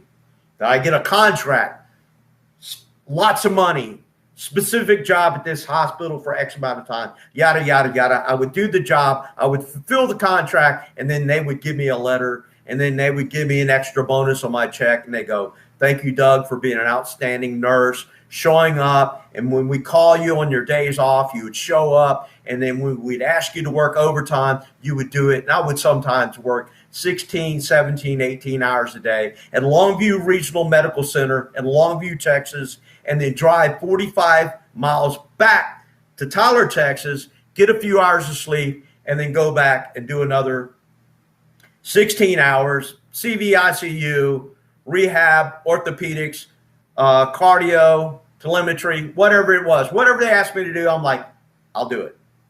So I didn't leave nursing because I was a bad person or I did anything wrong. But you know how these people, they conspire against you and how they try to do you in. Now, regular street theater and mobbing in the community, people are doing things to try to get at you and get under your skin, but nobody's really doing anything to you. But if you're working a job and you're working on an important assignment, let's say you're not a nurse, let's say you work in a company and you're coding something and they've been told you're this bad person and they need to sabotage your work. You go on lunch break, your computer's been hacked, they know your password, and then they delete everything that you've been coding all morning long. So everything you wrote in Python and Perl and JavaScript, it's all gone. You come back, you're like, where's my work? Or either that, they'll just come back and they'll sabotage your code. They'll just take your code and they'll put gobbledygook all in your code, and then you got to go through it line by line by line by line to find the errors in the syntax to find out where the problem is in the code. And I can tell you, as being a self-taught web designer, when you're going through line in line of code, like if you're doing a Twitter bootstrap and you get the original file, the original CSS file for the CSS for the HTML page, there could be, I don't know, 1,000, 2,000, 3,000 lines of code, and it's often compacted. You oftentimes, the only way that I can work with that kind of code is go take it online and put it in something called to HTML tidy, which is something that will take compacted, compressed text and then, make it to where you can read it and indent it so you can sort through it and see the elements that you're working with. So imagine that. But imagine being a nurse and having 7 outstanding years career as a nurse, and then slowly but surely people are sabotaging your work. They're stealing the documentation that you just spent hours writing on, or you spent 15 minutes making a new entry into a chart. And let me explain this to you real quick. Let's say this will be even better. Let's say this is a person's medical chart, a hospital chart. It's similar to this, but it's bigger. In the chart, the front page is usually demographics, insurance, and all that. There's different sections of the chart. There's the doctor's orders, and there's a place for nurses' notes. There's a place for doctors to do their notation. So every nurse's note has two sides to it. I'm just going to rip this out and say, let's call this a nursing note. Both sides will be a nursing note, and there's lines that you can write on. And once the nursing note is full on both sides, you have to start a brand new nurse's note that is empty on both sides with nothing but lines to write on. So, in this particular occasion, this was right, this led up to me leaving nursing. I had a patient who had a high PT-INR. And for those of you who don't know what that is, some of you are on blood thinners and you know what it is. You got to get a weekly PT-INR. It is a blood test that measures the viscosity of your blood. And if you're on a blood thinner like Coumadin, you need a PT-INR because your PT-INR, Coumadin is not a medicine like Tylenol or a pain medicine that is predictable and will have a predictable outcome. The levels go up and down, and so you have to have serum lab values on that PT-INR. And so for this particular patient, I was passing medications, and I just went to the fax machine, and I saw some faxes come over, and one of them was a lab value on this particular patient. Don't remember what the PT-INR was, but it was high, and it was time for his medicine. It was time for his Coumadin. And so in his medical administration record, which is called a MAR, it had his medicine, time, and all that. And I simply wrote in the slot for his medicine for Coumadin, I'm not going to write everything. I did that. Let's say this is a medical administration record. That H circled means that it was held. And over here, it would say Coumadin, the dose, the time, the route, and all that kind of stuff, the patient's name. It'd have all the medicine, all the information needed to administer that medicine. So I hold it and I make the notation in the MAR. Now, they didn't screw with the MAR because they couldn't, because the MAR is like a daily calendar, and it's got various time slots for giving medicine and initialing when you gave the medicine. So you really can't screw with that. But let's say this is a brand new nurse's note, and in the chart, there's other nurses' notes, and this patient's been here 5-6 days. Let's say there's other nurses' notes, and both sides are full, and you're coming in, and you want to document the fact that you got the fax. The fax said the PT-INR was yada, yada, yada. You notate that. You notate the INR. You notate the lab values, and then I called the physician to let him know, Dr. So-and-so, I just got a lab fax report on your patient, John Doe, and his PT-INR is yada, yada, yada. I held his Coumadin. How would you like to address this, sir? And he told me, I want you to order another PT-INR in the morning and then something else and something else. And I wrote everything down, and then I documented that in the doctor's orders. And that was left alone because they couldn't manipulate that, because there was other nurses who had been writing other telephone orders, because when you receive an order in on the phone, you have to go TO to denote the fact that the order that came in was received by phone. If it was a verbal order and the doctor is doing rounds and he's walking by the nurse's station and he goes, I want a PT-INR on John Doe over here. You write that down, PT-INR scheduled for yada, yada, yada. This is a verbal order, and you would notate it as a VO. So I document everything. I've done this thousands of times. I have never, ever, ever, ever, ever, ever, ever, ever messed this up. And I'll tell you why I've never messed it up. Because when you're a nurse, Other people are going to come behind you at night, and they're going to review everything that you do. The night nurses, part of their responsibility is to do a 24-hour chart check. They're going to check doctor's orders, and they're going to make sure that those orders were transcribed and everything was completed and given and yada, yada, yada. And if they go through everything and they find out that you skipped something, you omitted something, you didn't give something, they're going to write you up for that. And so as you're going throughout your day as a nurse, you're double checking everything you do all day. You don't play around with your phone. You don't get on the phone and hang out with your friends. You don't just get distracted with anything. You are laser focused because you know I have got to be on top of everything that is going on, and my documentation has to be on point. So the point that I'm making is I document everything. I fill out a lab requisition, and the lab requisition is simply a book like this with a requisition by itself, and it's full of other requisitions. And every morning, or when the lab people come in, and they're dispatched from, they could be from anywhere, out of town or in town. They'll come in, they'll come to the book, they'll look at the requisitions, they'll have their lab tray with them, their cart, and then they'll go start drawing blood based on what's on the lab rack.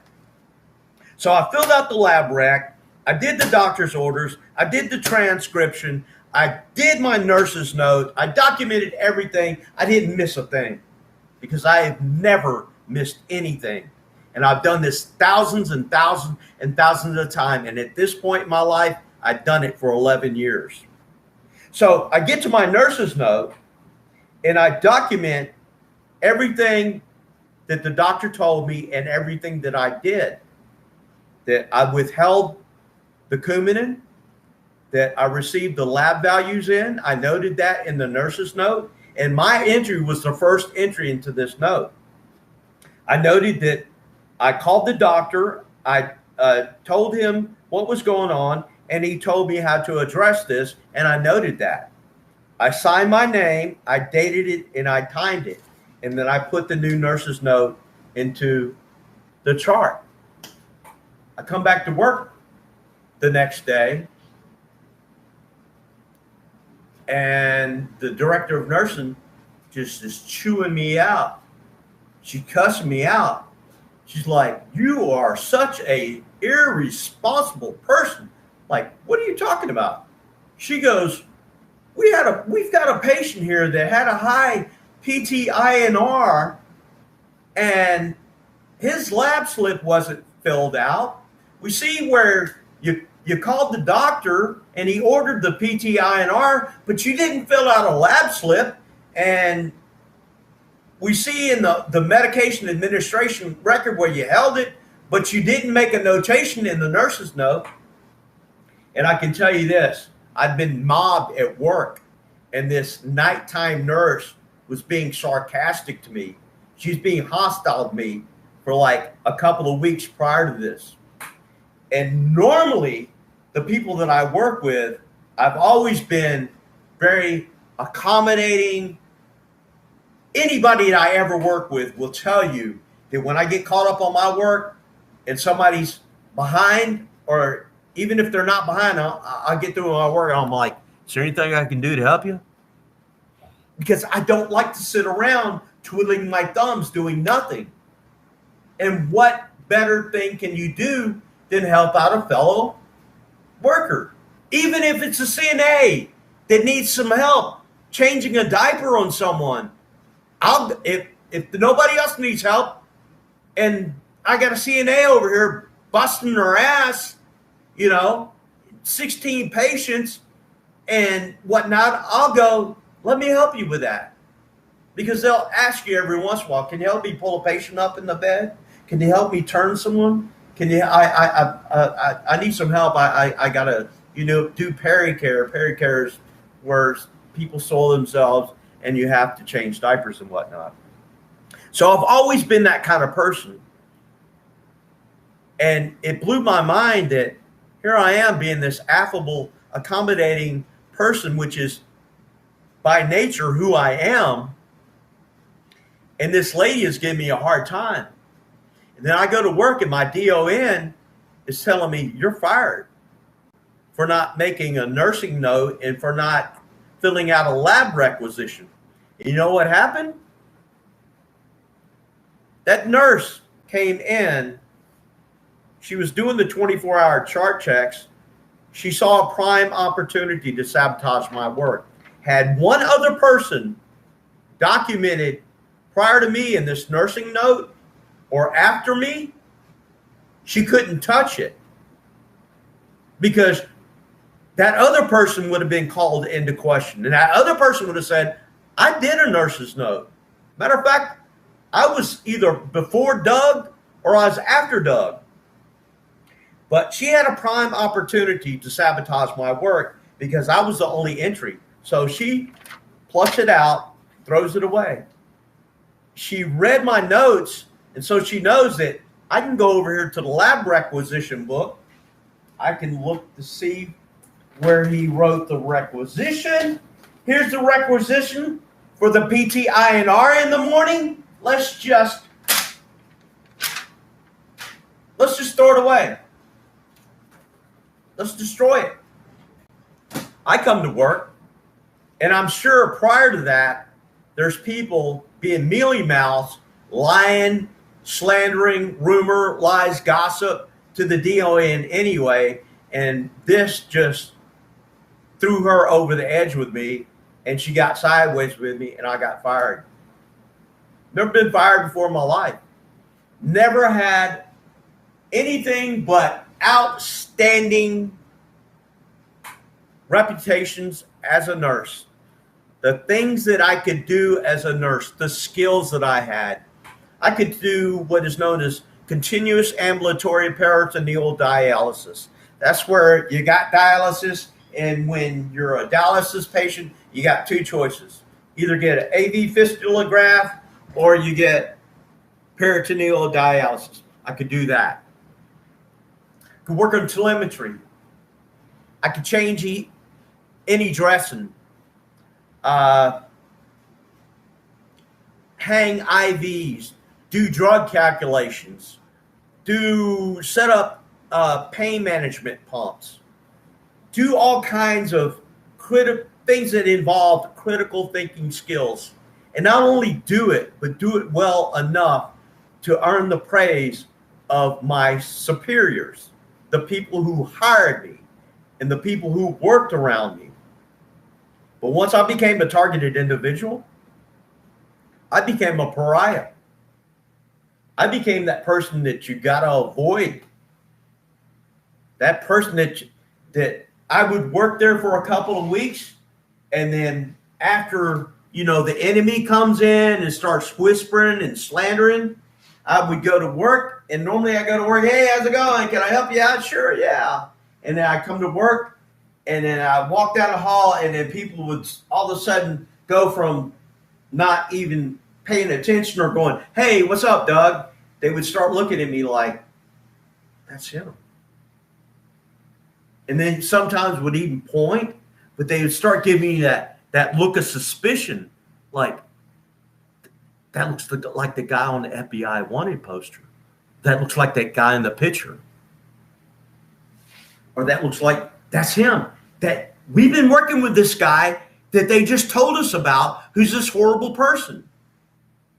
And I can't tell you how many places I worked at to where my first 7 years of employment, and I worked a lot of different places in my first 7 years. I did a lot of agency work, and I can't count how many different clinics, how many different hospitals, how many different facilities I worked in. I could go to work and just do my job and get along with everybody. I wouldn't get any suspicious looks or anything. I wouldn't get any weird comments. But once you become a TI and they get to your comrades at work, you'll come into work that one day, and then you normally walk down the hall and everybody's just normal. And then now people start giving you that look of suspicion. They may tap someone over there and do like, he's here. or point over like you, and you go, oh man, here we go, here we go, here we go. But the point I want to make about my career in nursing is I had to leave my career in nursing because these people are reprobates.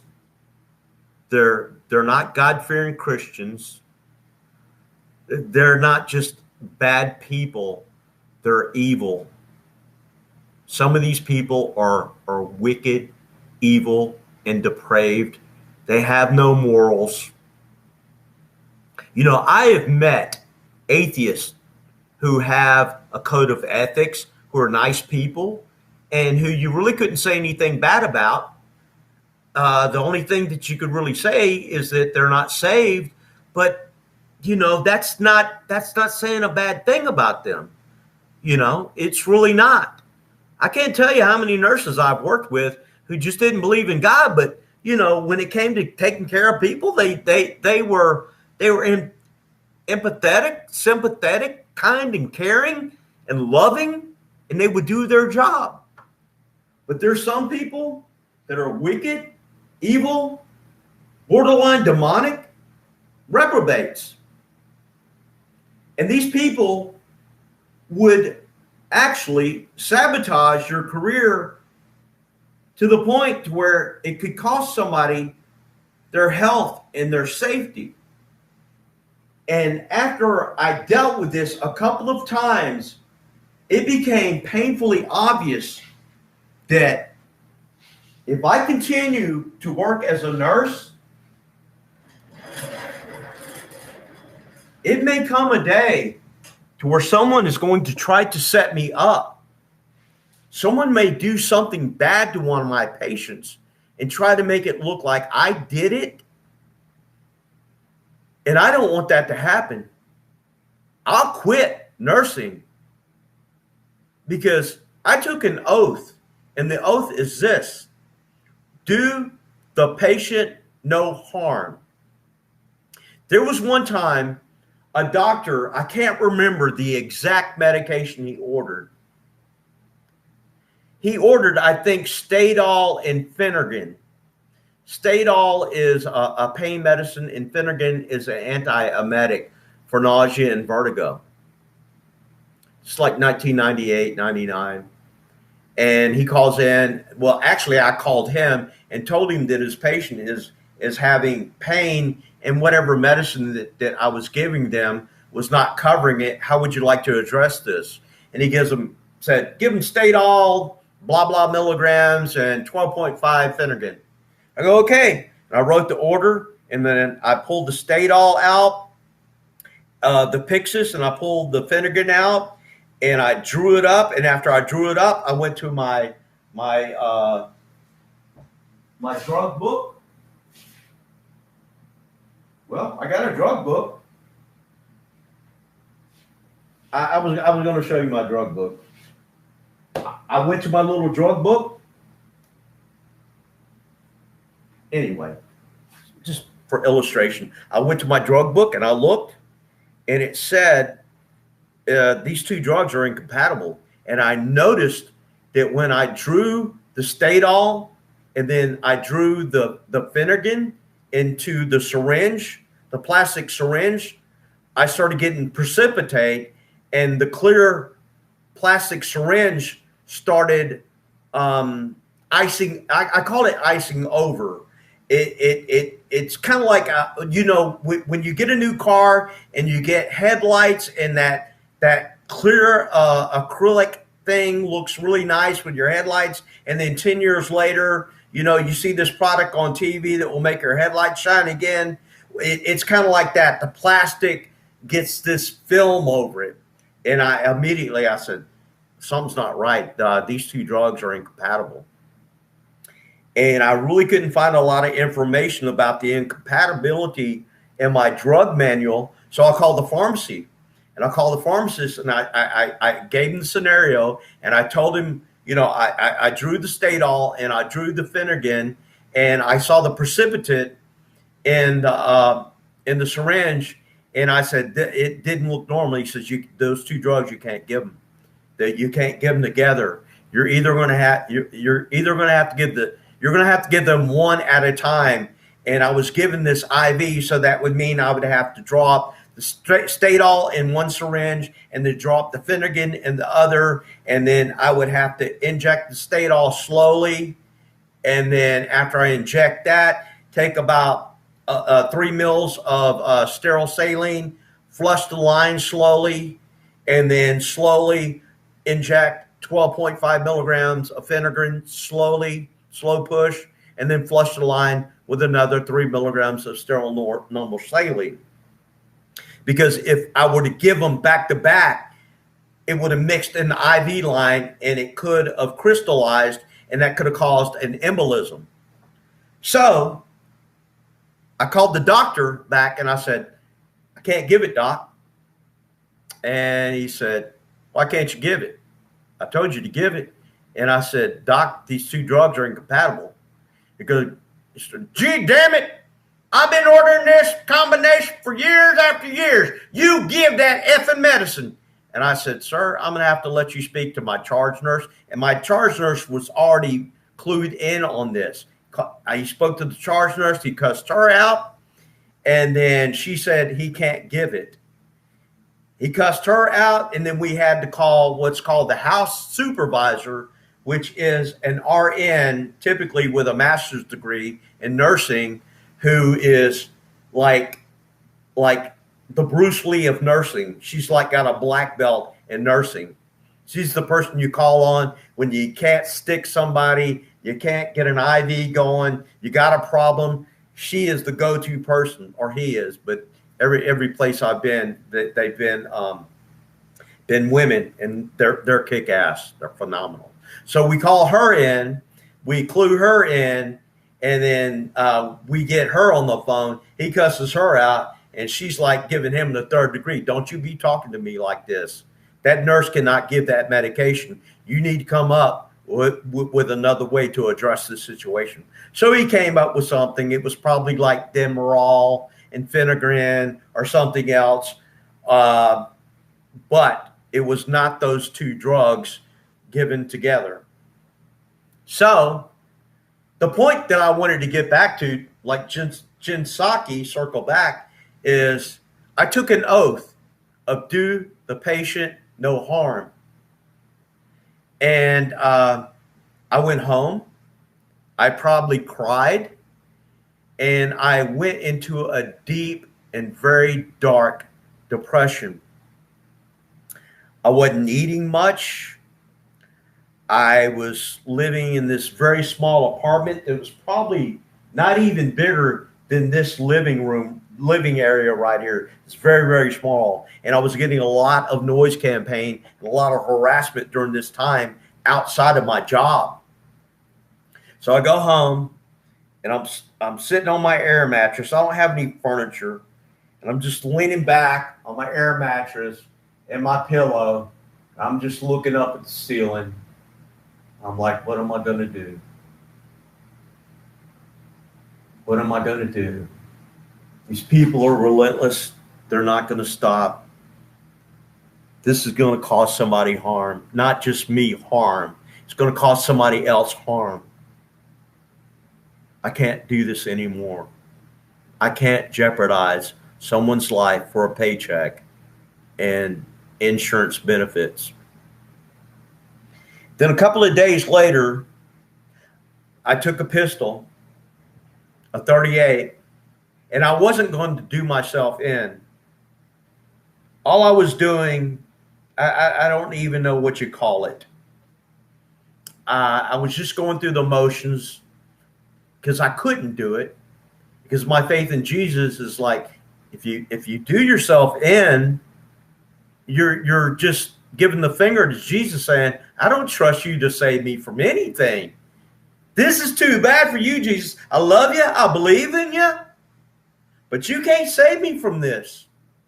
So I'm just going to go ahead and that's what I'm going to do. And I can't do that because I have an immense amount of faith in Jesus.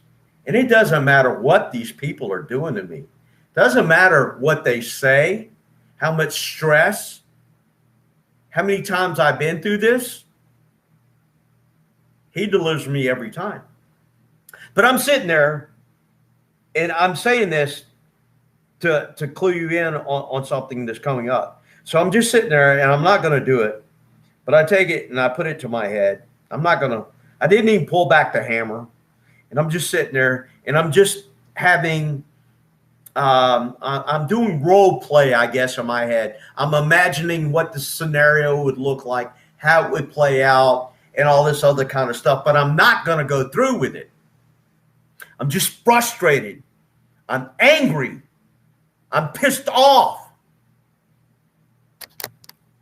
And this is the first time I got V2K. I swear to you on a stack of Bibles, I never had V2K before. Never even heard of V2K. And if someone would have said the Frey effect and microwave hearing, what is that? I don't know what that is. This was October 2008. So I'm sitting there, and as clear as day, like somebody was in the same room with me, I heard a voice in my head say, do it. Do it now. I slowly took the pistol. I set it down. I think almost pissed on myself. I was like, what in the world is going on? I started looking around my apartment. Is there cameras in my apartment?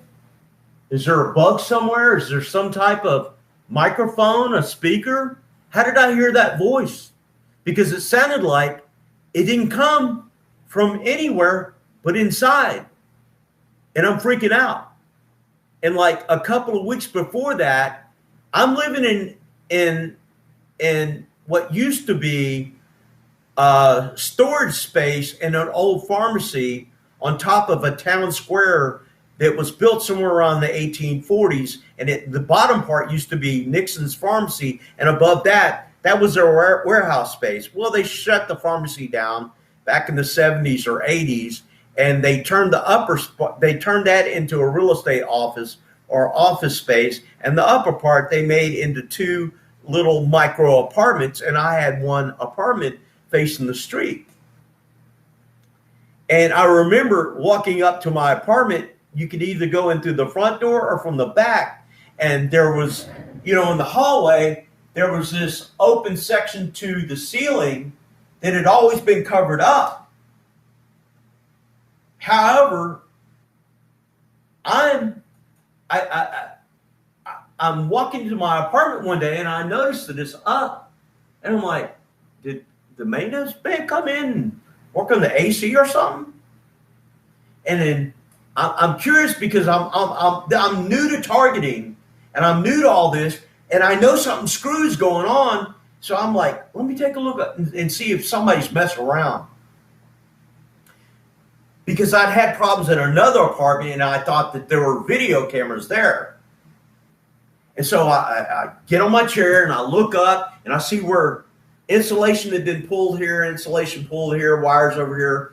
But since I didn't have a baseline of what it previously looked like, I couldn't tell if somebody had already tampered with it.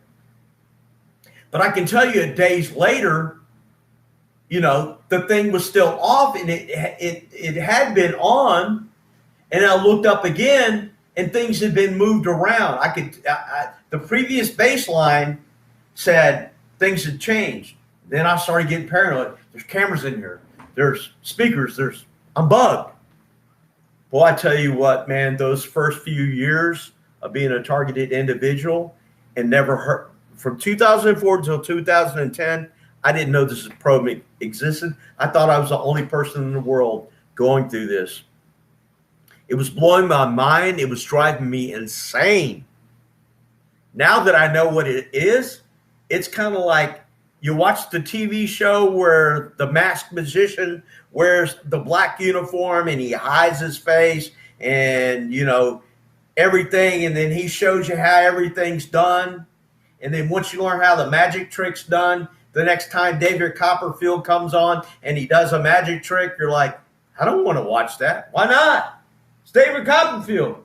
Because I know how the trick's done. It's like gang stalking now.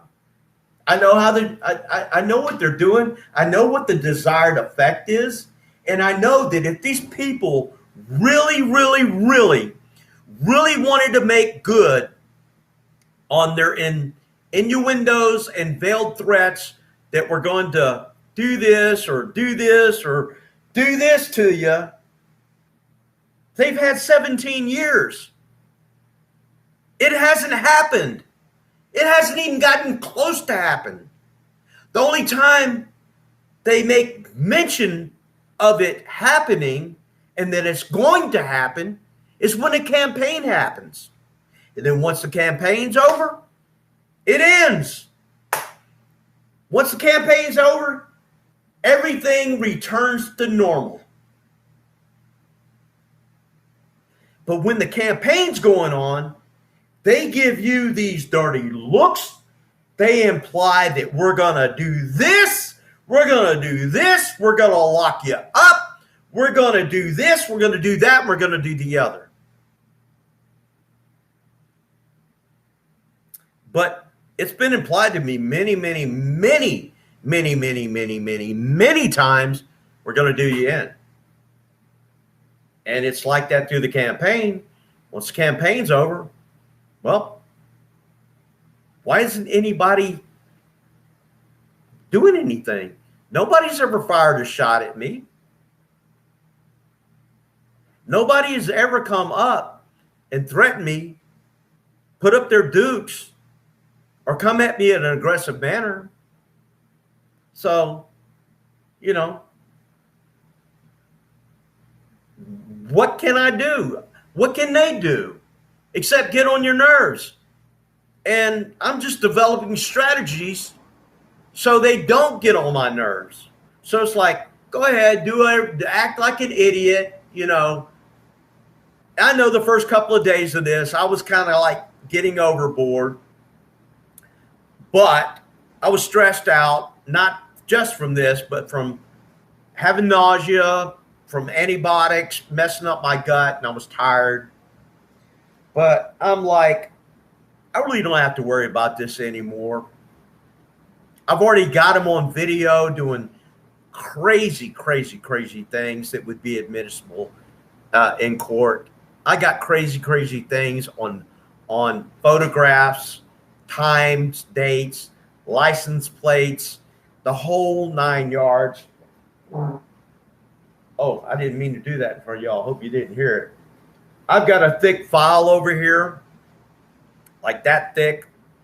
That's 17 years of stuff. Thumb drives all over the place, not just here, but with family and with friends.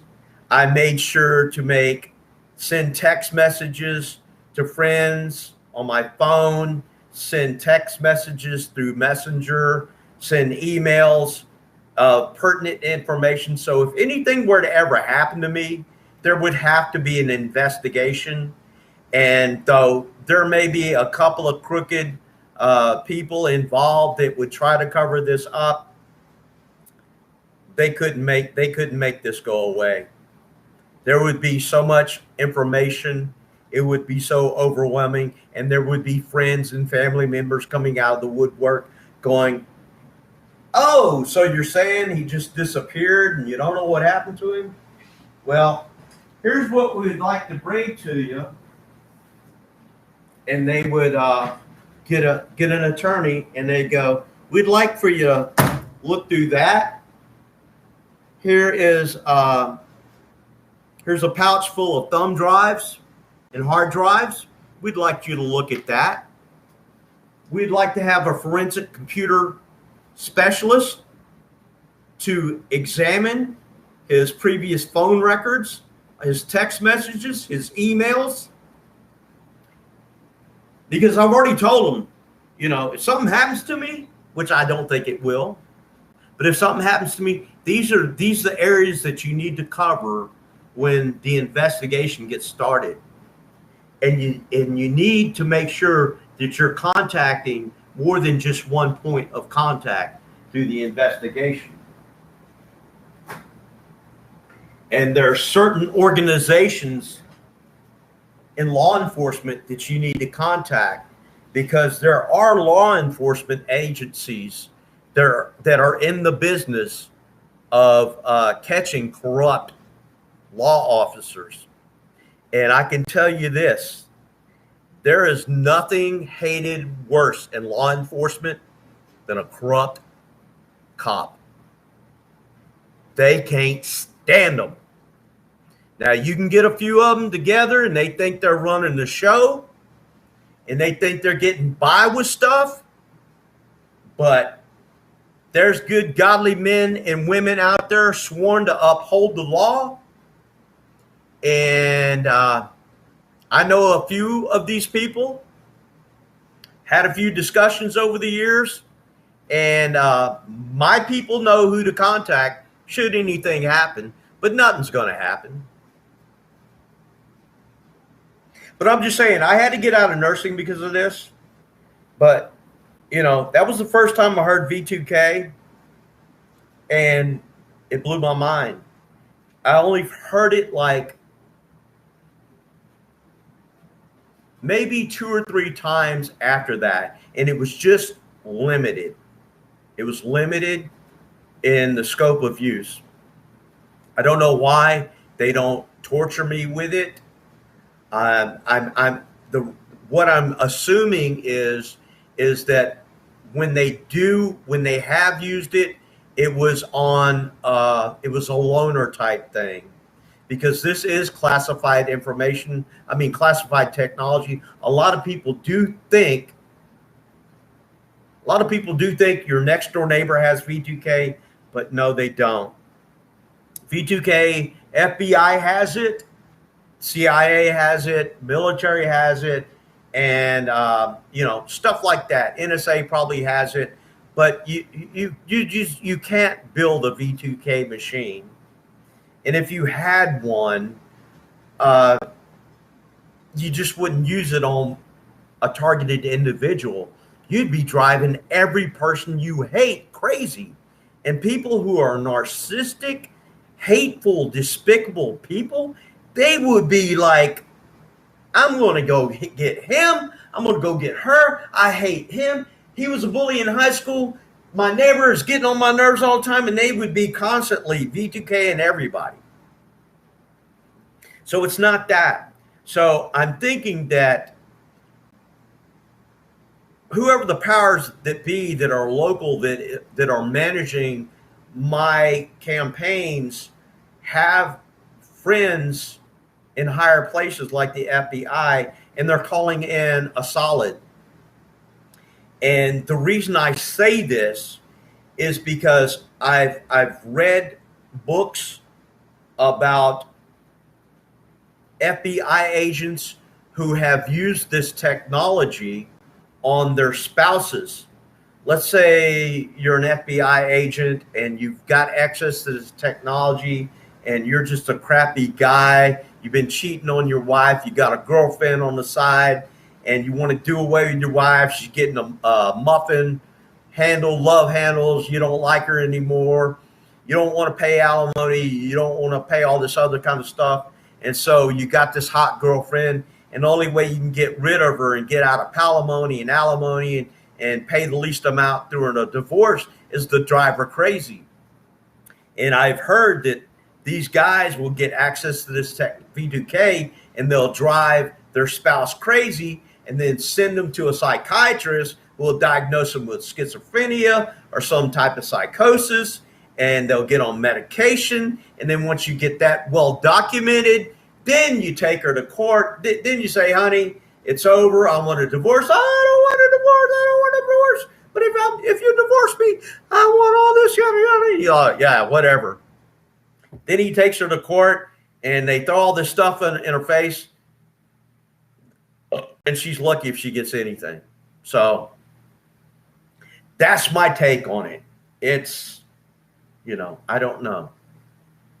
But that's my take. Folks, it's way past my bedtime. I normally go to bed about 9 o'clock every night, and I've just been jabbering and jabbering and jabbering. I had a video that I was going to upload. It's already uploaded, but since I'm going to end this live stream, I'll upload the other video tomorrow, and that will be for the people who didn't watch the live stream.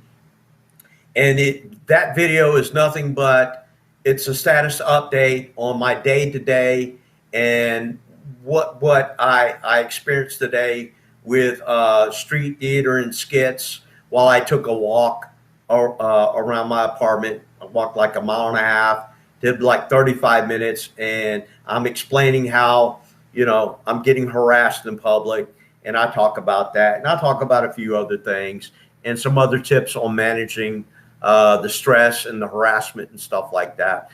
It's no biggie. But y'all, I do appreciate you watching. Stay up to date on this Mathew Choi thing. I'm pretty sure in a couple of days they'll catch him, and if they catch him alive, I bet you he's going to spill the beans, and he's going to say, these people have been driving me crazy with this V2K. And you know what's going to happen is there's cracks in the facade now. We have Myra and Mary, we got Aaron, Alexis, and now we've got Myra and May is suspected. The guy in Las Vegas, maybe T.I., we don't know too much, but we do know Myra and May, Aaron, Alexis, and we do know Mathew Choi. But we've also got the Havana syndrome that's going on. Someone not called me, but they posted in the comment section the other night that said on Wednesday night on NBC. So make a note of this. Wednesday night on NBC, NBC is going to do an expose on the Havana syndrome. This is breaking, folks, because less than 2 weeks ago, a CIA operative was in flight to India, and they were attacked with microwave weapons. And you know what I really think it is? I don't think it's the Russians doing this. I don't think it's the Chinese. You know who I think is doing it? I think it's people right here in the United States of America. They're trying to subvert our government, and they're trying to enforce their will over all the agencies. We've got rogue entities within whatever agency it is that is running this program. And they're also running the V2K, the remote neural monitoring stuff, and the microwave harassment thing. And I think it's them directing all this at our Cuban embassy diplomats, our CIA. We've got over 200 people right now that's been affected since 2017. And it's every week a new story. And when this happened in 2017, I just thought it was going to be a blip and it was going to be over. But this is opening the doors to the other aspects that goes along with it, like the targeting. And slowly but surely, as you get these really good journalists on this, they'll start to see this this pattern where harassment, electronic harassment, microwave technology, tinnitus, and they'll start connecting the dots, and this is going to unfold. A lot of people say we're going to be TIs for life. No. Reason I say that is because targeted individuals existed before we did in Stasi, East Germany. When the Berlin Wall fell down, roughly in 1957, 1959, the East German secret Stasi police became a thing. They started the targeting, but the targeting ended the day the Berlin Wall came down. That's when all targeting ended, and the program was exposed. Unfortunately, it ended there, but then it propagated everywhere else. And then once we had instant communication through cell towers and internet, you had other technologies that could coexist with this and just make it something on steroids. Because what the East Germans had was, using people for harassment, street theater skits, directed conversation, one headlights and stuff. And now you get V2K, remote neural monitoring. and you get into even deeper levels of harassment. Thanks to the internet, you got GPS tracking. You saw the video the other day. I did a 4-hour live stream. I go outside. I immediately turn my phone on because I know I'm hacked, and I just say, I'm going to walk outside. I know I'm going to get something. And within 3 minutes, I'm already outside. I can hear EMS coming down the road, and I'm thinking, he's probably just going to come down the road and make some noise. And if he makes some noise, that may be for me, but it may not be for me, because I don't always go, well, that's for me. I just never do that. I've never been, to the point where I felt like, oh, that's for me. It's really meant for me. But when I heard the siren go off, I also heard an additional siren, which is the siren that they use when they go through an intersection. So you get the then they do the extra little when you go through the intersection. But you can see on the video and you can hear it. He's a mile away and he's got both going.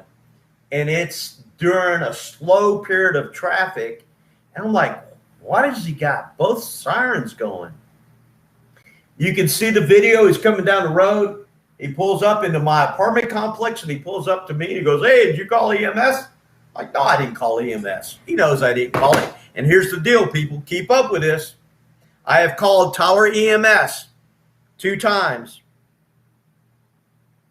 And I've asked, I'm inquiring, do you have a record, a dispatch record of sending an EMS ambulance out to 2400 Shiloh Road?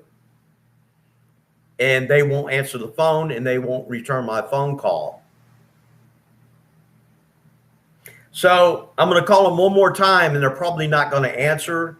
And probably what I'm going to have to do is write a letter. But I know that there's corrupt people, and I'm just going to have to let them know that I'm not going to lay down. You're not going to walk all over me. I am not going to be your whipping boy. Not going to happen. But anyway, people, I got to get in bed, man. I'm tired. I'm going to upload another video tomorrow, but you guys have a good night. God bless you. I love each and every one of you. Thank you for being troopers. Thank you for hanging in there. I appreciate you guys, your comments over here. I'm sorry I didn't read any of them. It's too busy yapping, but you guys are, that's a forum for you. You can talk back at each other. You can share information and whatnot, and that's really good. But anyway, I'm going to end this live stream and give me some Z's. God bless you all. I love you. Keep watching the show. I'm sure I'm going to endure a couple more weeks of harassment. And just make sure you got the notification bell on, because I'm going to be uploading at least every day or every other day so you can keep up with this harassment. Peace out.